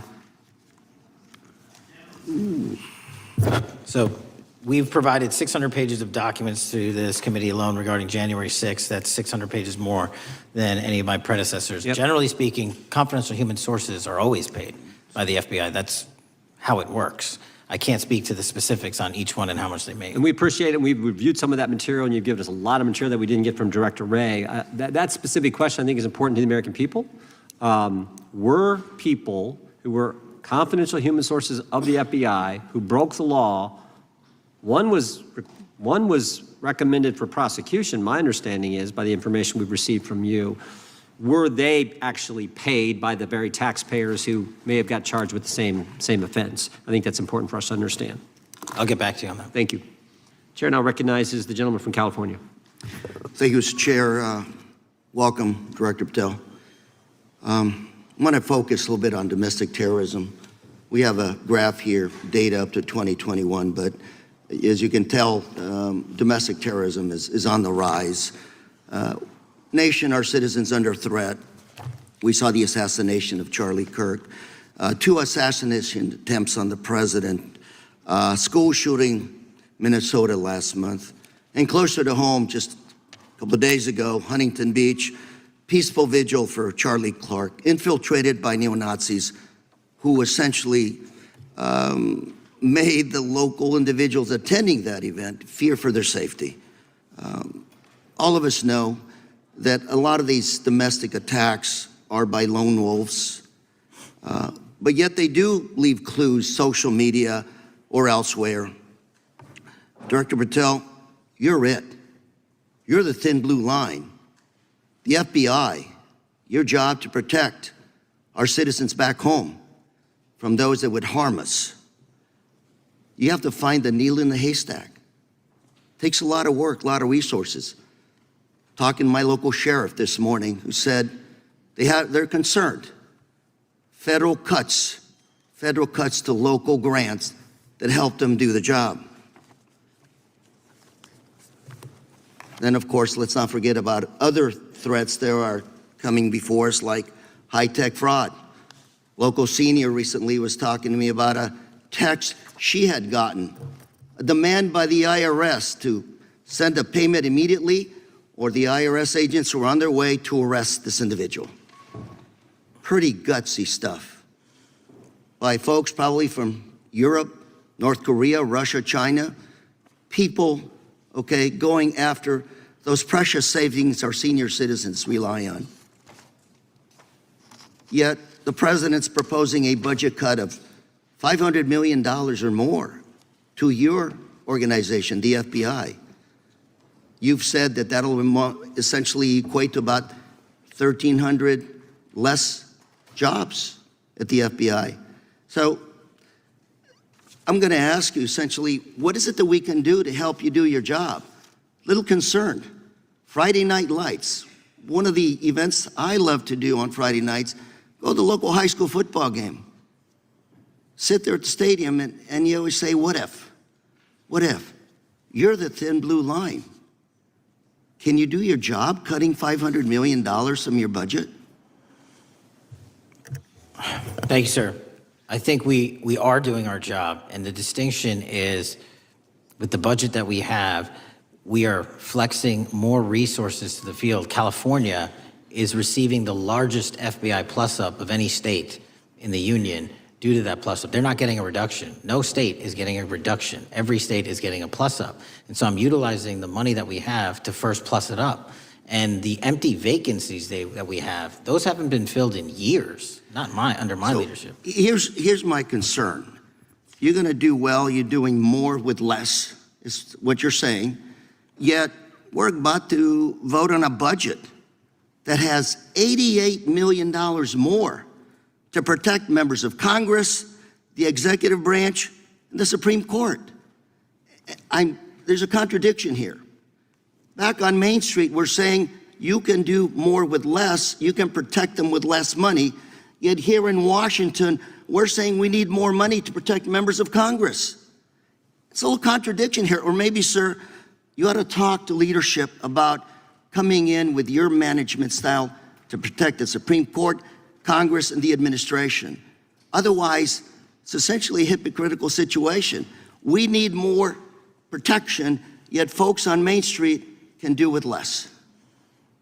My concern is folks on Main Street. We also were, I think we received over $300 million in the big, beautiful bill, and we're also receiving pots of money from our interagency, so this sort of $500 million cut isn't entirely accurate. You're still getting cut $200 million plus. You're still moving your agents to do ICE work, so you are leaving a lot of bases uncovered. And I'm not going to be argumentative with you, Director Patel. I'm just saying, if that thin blue line does not hold, people on Main Street will pay the price. I agree with you, sir. And I just look forward to working with you, because I am very concerned that these kinds of budget cuts are short-sighted, especially when my local sheriff calls me and says, we need more support, and we're looking at budget cuts. I'll work with you, sir. Thank you, Mr. Chair. I yield time. Mr. Chairman, I have another unanimous consent request. The gentleman yields back. The gentleman from New York is recognized for unanimous consent. I seek to introduce a December 2024 OIG report from the Department of Justice, which confirms the conclusion of the Bill Barr Justice Department that the so-called whistleblower, a disgruntled former employee of the Intelligence Committee, was not a credible witness, and there were no further actions taken. Without objection. Mr. Chair, I'd like to submit some items for the record. You bet. Gentleman from California. First one, Trump's deportation diverts FBI agents off child predator cases. Second one, FBI director backtracks on administration's proposed budget cuts. And number three, Trump administration says 70% of ICE detainees do not have criminal convictions. Without objection. Gentleman from Texas is recognized. Thank you. Director, earlier this year, the committee learned of new documents tied to the Crossfire Hurricane investigation and the Russia collusion hoax against President Trump. Your efforts in declassifying key documents tied to this investigation allowed the committee to acquire thousands of pages that it did not have previously. Did any of your predecessors make any effort to declassify these documents? Not to the extent we have. Did any of your predecessors share or leak any details that were classified at the time? There are ongoing leak investigations across the board at the Bureau related to this. I believe one of those is Mr. Comey, and I thank you for continuing that investigation. Among the declassified documents are the Durham Report Annex, the Crossfire Binder, and the Nellie Orr Criminal Referral. Could you summarize for those watching that what we know about the Russia collusion hoax so far?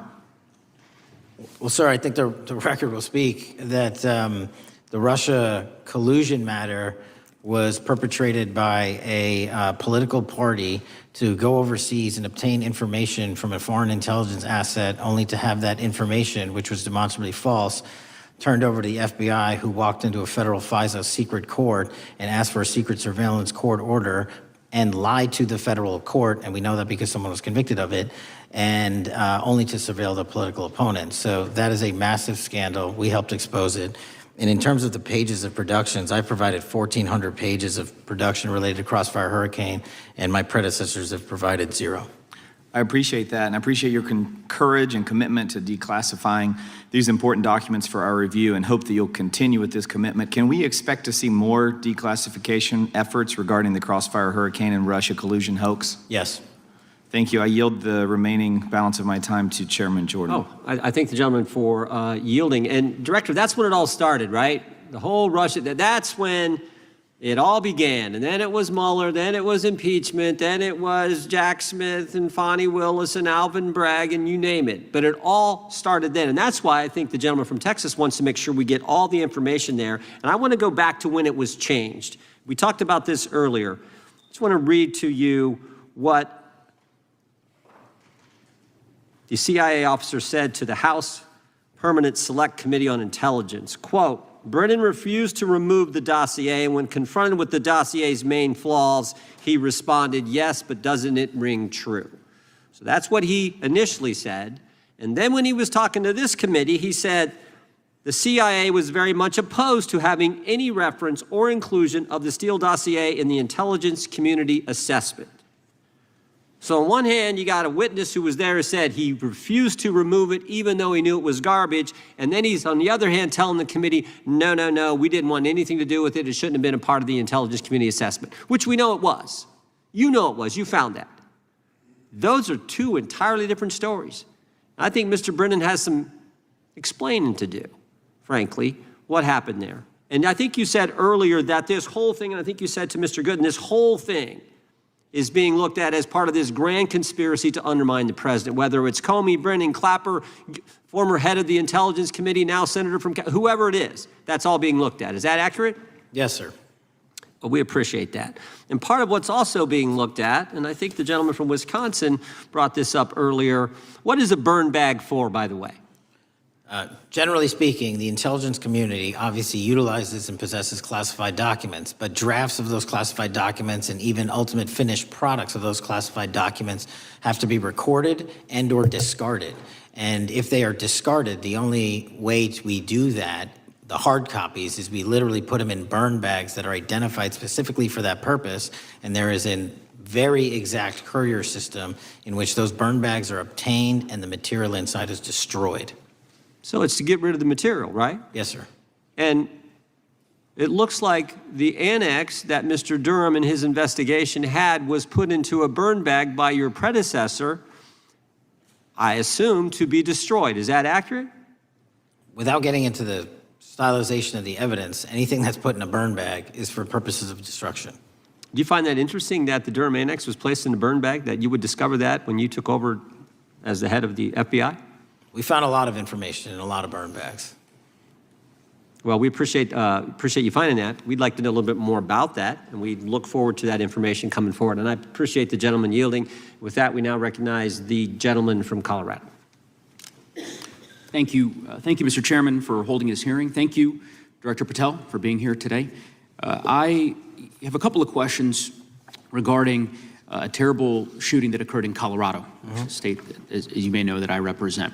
You've testified previously about, I think, what you would describe as your efforts to provide more information regarding the investigation with respect to the horrific assassination of Mr. Kirk. And so, in that same vein, I'm hoping you can provide this committee and my constituents in Colorado with some clarity. Absolutely. I think, as my colleagues know, in Evergreen, Colorado, Jefferson County, a county that I proudly represent, at Evergreen High School, a shooter ultimately injured. 2 students were praying for their swift recovery. There's an article here from Colorado Public Radio. The title is, quote, FBI was already investigating an account that may have been linked to the Evergreen shooter. You're familiar with the circumstances generally, Director, regarding this terrible tragedy. Yes. So my understanding from the public reporting is that an organization reported to the FBI in July of this year regarding, just reading here from the article, that the FBI opened an assessment into a social media account user whose identity was unknown and who was discussing the planning of a mass shooting with threats nonspecific in nature. This is the FBI's statement to the press. And that the FBI continued to work this assessment investigation to identify the name and location of the user up until September 10th, 2025, which was the day of the tragedy. Can you provide us some clarity on what were the impediments to finding, the account user, and maybe describe in greater detail the FBI's work in that regard? Generally speaking, yes, because I know even though the shooter's deceased, the investigation we're not done. Sure. And so the impediments to finding these individuals, and you highlight a great point. We had 2 huge tragedies in the span of days in this country, the school shooting in Evergreen, Colorado being one of them. And proactively going out onto these social media platforms, which are so large, is our biggest impediment. And we need to rely on the service providers. There's actual legislation, I can't remember the name of it, that's up for renewal, which will, and I think at the end of the month, which gives service providers the ability to report that information in from their end without liability. We need that to continue, because while the FBI has so many people and the police are great at doing it, there's just too many platforms to cover down on. Well, I appreciate that, Director Patel, and I think we're certainly, I'm interested in continuing this conversation, because I think the reporting suggests that there's a pattern, and that ultimately, we want to make sure that law enforcement is able to prevent this kind of tragedy from happening in the future. I have a question. It's not meant as a gotcha question, so it just frame it there. But it is in regards to some reporting around a periodic transaction report that you had filed earlier, this year. So this is in July, pursuant to the ethical obligations as a senior executive official. You remember filing that in July? Yes. Yeah, so in that report, as best as I can surmise, you disclosed that you divested, $100,000 or more in a variety of different stocks, which I presume was pursuant to the ethics agreement that you negotiated with the Department of Justice. In that same report, there's a disclosure regarding purchases of 2 different transactions. So between $15,000 to $50,000 in a national coffee house chain, and between $50,000 to $100,000 in a semiconductor company on May 9th and May 12th. Are those transactions that you're doing personally, or are these through a stockbroker, or are these transactions that you're handling yourself? So how they happen is I submit proposals under DOJ guidance to say, hey, I would like to trade this or that. and they run their review, and the FBI runs a review, and then they come back and say yes or no, and then I make the transaction. Is there a reason that you decided to make the purchases into those two companies? Generally speaking, before I got this job, I was, trading stocks, but not a lot like most people, and I just follow certain industries, and I thought that would be a good investment. So the reason why I ask, right, because you had divested in other companies, and I presume that wasn't because there were actual conflicts. It's just that you wanted to avoid an appearance of impropriety. It was both. Both, but not all of the companies were conflicts. Whatever they make divested from. I don't make the call, they make the call. Sure. Yeah. I guess my point would be, the reason why I ask is, why I said it's not a gotcha question, I have for years led an effort here in Congress to try to ban members of Congress, senior executive officials, from trading stocks. And it's bipartisan in nature. We're working really hard to get that done, Republicans and Democrats. And you can understand, I think, given your role, given the nature of the position that you hold as the leader of the largest law enforcement agency in our country, that divesting entirely, not doing day trading now, I think would be something that would be in the interest of the American people. So I just would hope you would consider that, and that moving forward, that perhaps not purchasing stocks in individual companies, I would think would be something that would be worth pursuing. Gentleman's time is... I'm happy to give the witness an opportunity to answer. Thank you. I'll work with you on it. Gentleman from Alabama is recognized. Thank you, Mr. Chairman. Thank you, Director Patel, for being here today. Newly declassified documents confirm that the intelligence community under President Barack Obama knowingly relied on unverified and fraudulent evidence to manufacture a false claim that Russia, in fact, meddled in the 2016 election. Is there more to be done to uncover the depths and origins of the Russian collusion hoax? There is, and we're doing it. Why should Americans still care about that, Director Patel? Everybody wants to talk about a weaponized bureaucracy. And when we put out the facts about a weaponized bureaucracy, not because I said so, but because we found the FISA documents, because we found the 302s and the 1023s, then it becomes a political football. My job is to continue to put out that information and let the American public read it for themselves when I'm lawfully able to do so. And that's been my commitment on any subject, Russiagate or otherwise. Wherever the law allows me to do it, I will do it.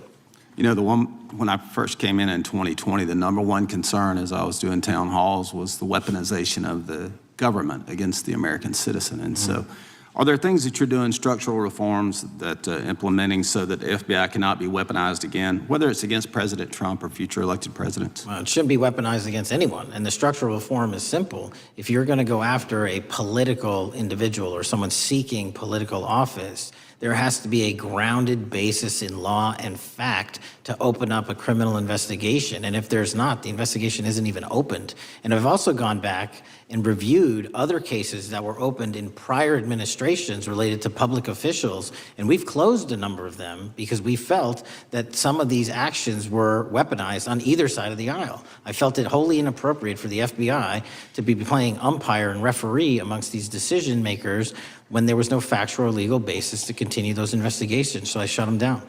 And I think that's so desperately needed because we need to restore trust in law enforcement and certainly in the DOJ and the FBI so that the American people don't fear the very government that's supposed to protect them. And so thank you for doing that. On August 11th, you released to the committee documents concerning leak investigations that began in 2017. Do you believe these leaks were accidental or were they intentional in order to influence public opinion against President Trump? When I can publicly make a final decision on that, either through a recommendation of charging that the DOJ makes or findings that I have, I'm able to do so, but they're still not complete. Why did the FBI under Director Comey want to undermine the Trump administration? I don't know. You'll have to ask him. Think it might have been political? How will Director Comey be held accountable for his leaks and classified information concerning the Russian collusion hoax? Well, anyone. Doesn't matter what you did before or what seat you were in. If you leak classified information, that's illegal. And we will investigate it fully. And if we can bring enough evidence to recommend charges to the Department of Justice, we will. But as you know, in these leak investigations, it's very difficult to produce the information necessary. We know leaks happen. They literally happen every week. It's one of the most destructive things to this country. Media receives classified information beneficial to one side or the other. I'm a fan of none of it, and I want to shut all of it down. And we need to bring some real cases to deter individuals from doing that, and that's my focus. What was Comey's role in creating the ICA? You know, speaking from my memory, as the head of the FBI, he was charged under then Director Brennan and Director Clapper and the other IC elements to come in with the NSA, CIA, FBI, and ODNI and put together a collection of information on how the information sort of surrounding Russiagate came together. So he represented the FBI in that. Was former Director of CIA John Brennan, he's denied that the Steele dossier was used in creating the ICA. Is that true? Well, it's, without commenting on him, the FISA has been released and the dossier was in the FISA. It was in 4 FISAs. So I'll let the public decide. Well, former Director Brennan actually denied repeatedly that he pushed for the Steele dossier to be included in the ICA. Is that true? Denied. I'll let his testimony speak for itself, but then Deputy Director Andy McCabe also testified to the House Intelligence Committee, which has now been declassified, that were there no Steele dossier, there would have been no FISA.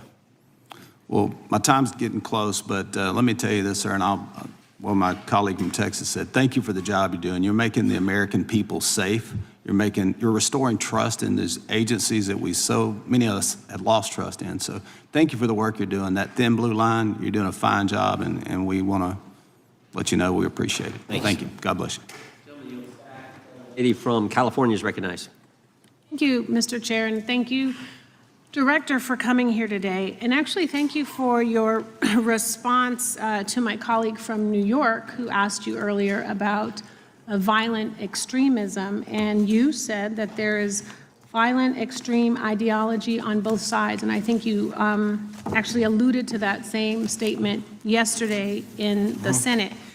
So I too have some questions I'd like to ask you. These are not gotcha questions, and just deny, please, what you deem to be false. So Dylan Roof, who followed white supremacist propaganda, murdered 9 black parishioners in Charleston in 2015. Do you deny this? I'm sorry, Dylan Ruth? Roof, can you give me some more information? You're head of the FBI, you probably know this. If you don't know, that's fine. You can, If you can give me a reminder, I've got a lot in front of me. It was national news. Robert Bowers murdered 11 Jewish worshipers in Pittsburgh in 2018. I do remember that. And it was the deadliest anti-Semitic attack. So do you admit that that happened? Yeah, I'm not saying the other thing didn't happen. I'm just asking for a little information. Patrick Cruces, who posted a manifesto about a Hispanic invasion, walked into a Walmart in El Paso, Texas in 2019 and began firing. He murdered 23 people that day, and the youngest was 15. Do you admit or deny that that happened? I'll take your presentation as accurate. All right, well, I have to say all of these cases have been adjudicated. As I said, they are not gotcha questions. These incidents were national news. And as director of the FBI, you have access to all of this information. So in 2022, Peyton Grendon walked into a supermarket in a black neighborhood in Buffalo, New York, and started shooting. He murdered 10 people that day.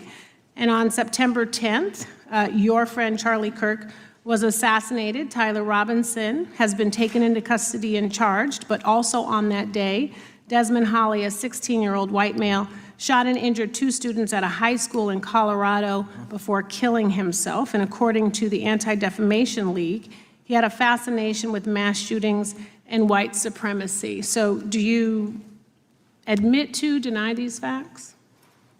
Those happened. Okay. Your predecessor, former FBI Director Christopher Wray, said that one of the most dangerous concerns is that racially motivated violent extremism, especially white supremacists, has been the biggest chunk of our domestic terrorism cases and is responsible for the most lethal attacks over the last decade. Do you admit or deny, A, that he said this? I'll let the record reflect that. Whatever he said was what he said. All right, and do you agree? That there is racially motivated crimes being committed in America, yes. Yes, especially white supremacists, which is the biggest chunk of our domestic terrorism. I'm glad that you said this. So last week, President Trump was asked if there were extremists on both the left and the right. He was actually asked this by Fox and Friends, and his exact words were, I'll tell you something that's going to get me in trouble, but I couldn't care less. The radicals on the right oftentimes are radical because they don't want to see crime. The radicals on the left are the problem, and they're vicious, and they're horrible, and they're politically savvy. Do you agree with the president? I don't speak for the president. The president speaks for himself. Do you agree with the president? I don't. On what matter? On the question that I just asked, do you agree with his statement about the radical left? That there's ideology that's driving violence on both sides? Yes, that's what he acknowledged. No, he didn't. But I'm glad that you're saying that and actually creating some separation between you and the president. And I'm glad that you That's literally are not what happened. He said acknowledging both. that there is violent extremism on both sides. What's interesting is that the research arm of the Department of Justice, the National Institute of Justice, do you know what that is? I'm familiar with them. Okay, great. It is the research arm of the Department of Justice, and it published an article in 2024 devoted to domestic radicalization, violent extremism, and terrorism. I have it. It's interesting that it's no longer on the website. It has been scrubbed, but I ask these questions because what makes a strong, qualified director of any business, of any household, of the FBI, what makes a reputable prosecutor is not lapdog loyalty, but a commitment to the creed that evidence is agnostic and that the evidence will lead you to making the right decisions. And your job, no one's job is to like the data or the evidence, it is to collect it. That is how you gain trust. And Mr. Chair, I would like to enter into the record, if I may. White supremacist group stands by racist ideology with unanimous consent. Without objection. Dylan Roof, the radicalization of the alt-right and ritualized racial violence. Without objection. Thank you. Another article, how Robert Bowers went from conservative to white nationalist. I'd like to enter that into the record with me. Without objection. Patrick Cruces believed he was fulfilling Trump's wishes in El Paso attack, his attorneys said. I'd like to enter into the record. Without objection. Buffalo shooting, how far-right killers are radicalized online. I'd like to enter that into the record. Without objection. Evergreen high school shooters online activity reveals fascination with mass shootings, white supremacy. I'd like to enter that into the record. Without objection. Murder and extremism in the United States in 2024, a report by the Anti-Defamation League. I'd like to enter that into Without the record. objection. And the article, the report that was scrubbed from the DOJ just recently, National Institute of Justice Journal focusing on domestic radicalization, violent extremism, and terrorism. I'd like to enter that into the record. Without objection. And lastly, the libertarian think tank Cato and their analysis on violent extremism and the right rising in extremist acts. I'd like to enter that into the record. Without objection. Thank you, and I yield back. Gentlelady yields back. Gentlelady from Wyoming is recognized. Just very quickly, Director Patel, thank you for being here, for your service to this country, and for the transparency that you have brought to the FBI and for the American people. Transparency that was absolutely non-existent in the Biden administration and FBI. I believe that you might have been asked earlier about whether you had had an opportunity to visit with any of Epstein's legal counsel. Were you asked that question earlier? I think so. Okay. One of the legal counsels or legal fixers for Mr. Epstein was Stacey Plaskett, the Democrat delegate to Congress from the Virgin Islands. So perhaps for those on the other side who are interested in talking to Jeffrey Epstein's attorneys, they could sure visit with one of their own colleagues. I want to focus on something that I think is very important that has not been addressed enough today, and that is related to the consequences of the Biden open border. One consequence of the Biden border crisis is the impact that it continues to have on our tribal communities, with the cartels taking advantage of our open borders, the Mexican drug cartels, by infiltrating our reservations and bringing violence, drugs, murder, trafficking, and more. Last year, when I questioned the Attorney General Garland about what the DOJ was doing to protect these communities, he simply deflected responsibility and said that Congress had not appropriated sufficient resources for them to be able to protect our tribal communities. Mr. Patel, what is the Trump FBI doing to counter the drug cartel infiltration and other violent crime targeting our Native American communities? Thank you. It only took more than half of this proceeding to talk about one of the priorities that the FBI has, which is crimes on tribal lands. Every single crime that we have been talking about, whether it's child predators, human trafficking, narco traffickers, murder, they all happen on tribal lands as well. And I've said since the beginning, it is a priority, which is why we launched Operation Not Forgotten on tribal lands. And I'm the first FBI director to meet with the staff and tribal leaders here in Washington, D.C. and elsewhere, and invited them into my office and headquarters to see them, because I need engagement with tribal leadership, and I need our police and FBI agents to be engaging with tribal leadership. Otherwise, we're not going to break through. We have 1,900 Indian country cases open right now. We've got 600 indictments this year alone. We cannot forget tribal lands. Every single one of those people lives in the United States of America, and it is an absolute priority to protect them and their children just as it is anyone else. So I think it's fair to say that what Mary Garland testified to, that the FBI and DOJ did not have the resources to address that. I think that that was an absolutely false statement. Would you agree with me? It's a decision by him not to do so. That's not my decision. At the end of August, the U.S. Attorney and FBI announced that nearly 100 personnel representing members of the Safe Trails Task Force operated near Wyoming's Wind River Reservation to assist with reducing drug trafficking and illegal guns. Director Patel, you have routinely stated that it is your mission to partner with and strengthen local and state law enforcement partners. How does the task force and other FBI efforts bring tribal law enforcement into this process?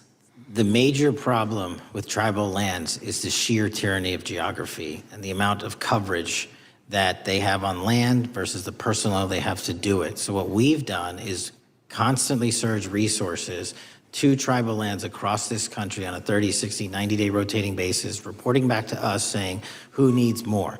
And what we found is that most of these lands can be assisted by our counter-UAS program, our drone capabilities, and we're going to do it because what's happening is the Mexican drug cartels are literally flying overhead, dropping their cargo, their narcotics onto this land where no one's looking, and then it's being disseminated to children, to youth, to adults on that land and killing them. And we got to stop it before it gets dropped off. Well, and your testimony proves that the Biden administration did not lack the resources to address drug and violent crime in tribal communities or around the United States.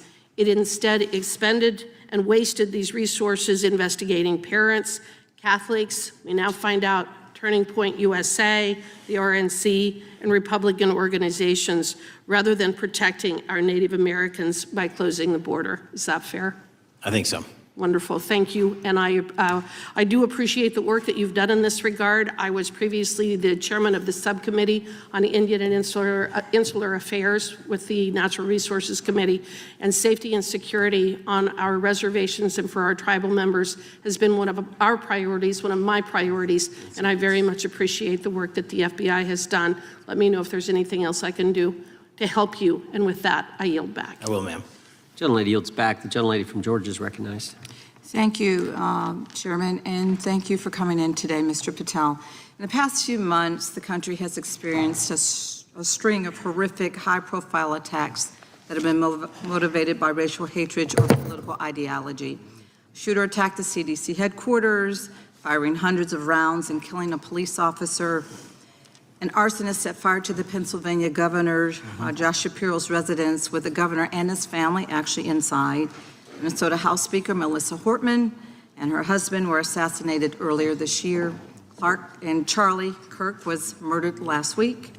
Bomb threats have been made against HBCUs and the DNC, and just the list goes on and on. I only have just a few minutes today, so I don't want to take a lot of time to go into all the countless and devastating violent crimes and incidents that have happened at our schools or on our streets and in our communities that have just been happening all year long. Mr. Patel, just yes or no, is this type of political violence ever acceptable in your eyes? No. I'm glad that we agree that these heinous acts designed to instill fear and division in our nation are never, ever acceptable, yet each of these incidents has recently taken place under your watch. The FBI's website states that protecting the United States from terrorist acts is the FBI's #1 priority, including from domestic terrorists. Is this still your #1 priority? Domestic terrorism? Preventing domestic terrorism. Our #1 priorities are protecting the homeland and international terrorism and crushing violent crime, and domestic terrorism sort of interlays between both of those. Okay, so, well, then I'm glad that you're giving us the right answer, but unfortunately, your actions kind of tell a different story. Earlier this year, you granted the ranks of the FBI's Domestic Terrorism Operations Section. This is the section of the FBI that is most directly responsible for addressing political violence in our country by preventing attacks from occurring and effectively responding to them if they do.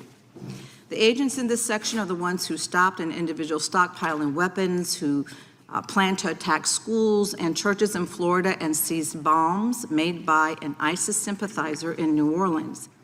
And instead of ensuring that this section has all the resources that it needs at a time when its mission is critical, you fired its decorated veteran FBI agents who have served their country proudly under Republican and both Democratic presidents, and you scrapped the tools that they developed to fight domestic terrorism, including the National Domestic Terrorism Incident Database.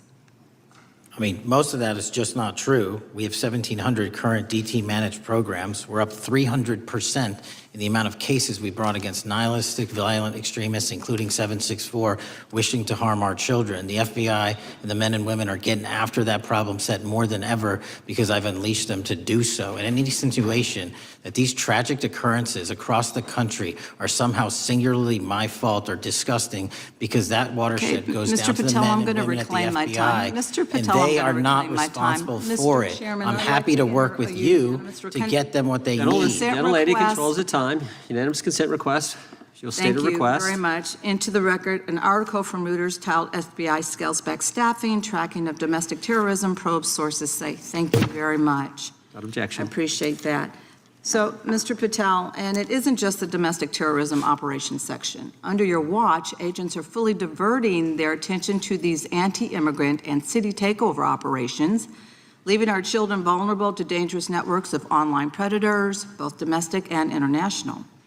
You pulled more than 120 FBI agents from their normal duties to operate sobriety checks and conduct traffic stops, exposing the FBI's fleet of unmarked cars and thereby making it harder for the FBI to combat violent criminal gangs, foreign intelligence services, and drug traffickers in the process.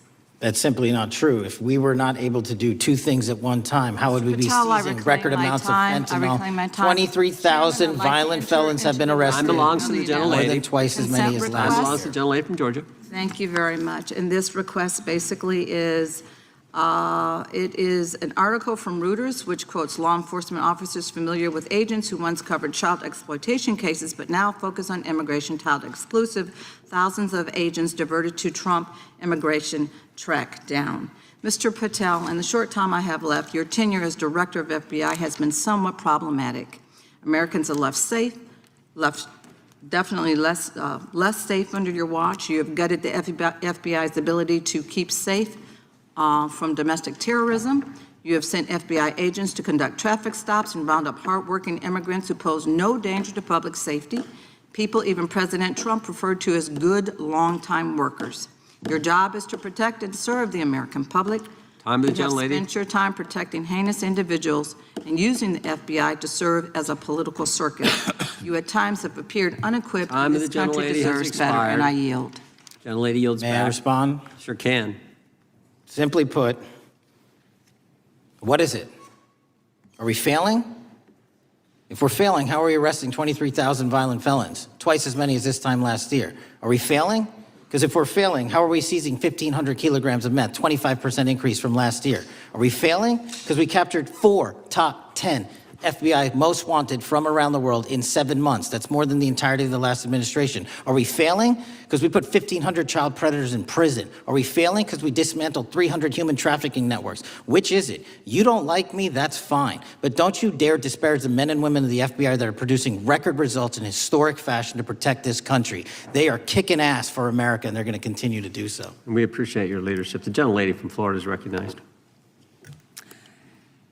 When I was home recently, I met with the agents leading the Tampa office of the FBI, and I saw what they're focused on in my community: stopping drug traffickers, rescuing children from exploitation, fighting cybercrime, protecting us from acts of terrorism, foreign and domestic. And I know from my time as a federal prosecutor and a judge that this work by the Bureau doesn't make headlines, but it is happening every single day. At the top, accountability is necessary, transparency is critical, but today we've seen an effort not just to diminish, but to distort the work of Director Patel and the agents he leads. If we really care about transparency and about truth, then what we owe to the American people is this reality: that thousands of dedicated professionals at the FBI wake up every single day thinking not about themselves, but about this country, and keeping every single one of us and our children safe from harm. And Director Patel, I would like to hear from you the facts about what the FBI is doing and your efforts to fight crime. Director Patel, isn't it correct that since January 20th, 2025, the FBI has made over 25,000 immigration-related arrests, including 350 members of Tren de Aragua and 195 members of MS-13? Those numbers are accurate. The Tren de Aragua numbers are up over 350% from the year before. And during that same period, hasn't the FBI seized over 66,000 kilos of cocaine, 6,000 kilos of meth, and 1,500 kilos of fentanyl? Not to be nitpicky, but it's 89,000 kilos of cocaine and 7,300 kilograms of meth. And isn't it also true that the FBI Tampa Division's Panama Express Strike Force specifically seized nearly 67,000 kilos of cocaine valued at more than $1.6 billion from illicit maritime vessels? One of our best operations out of the Port of Tampa, and I was down there in South Florida when Panex did their work. Director Patel, since October 7th, 2023 Hamas attack, the FBI has been a co-leader of the Joint Task Force October 7th.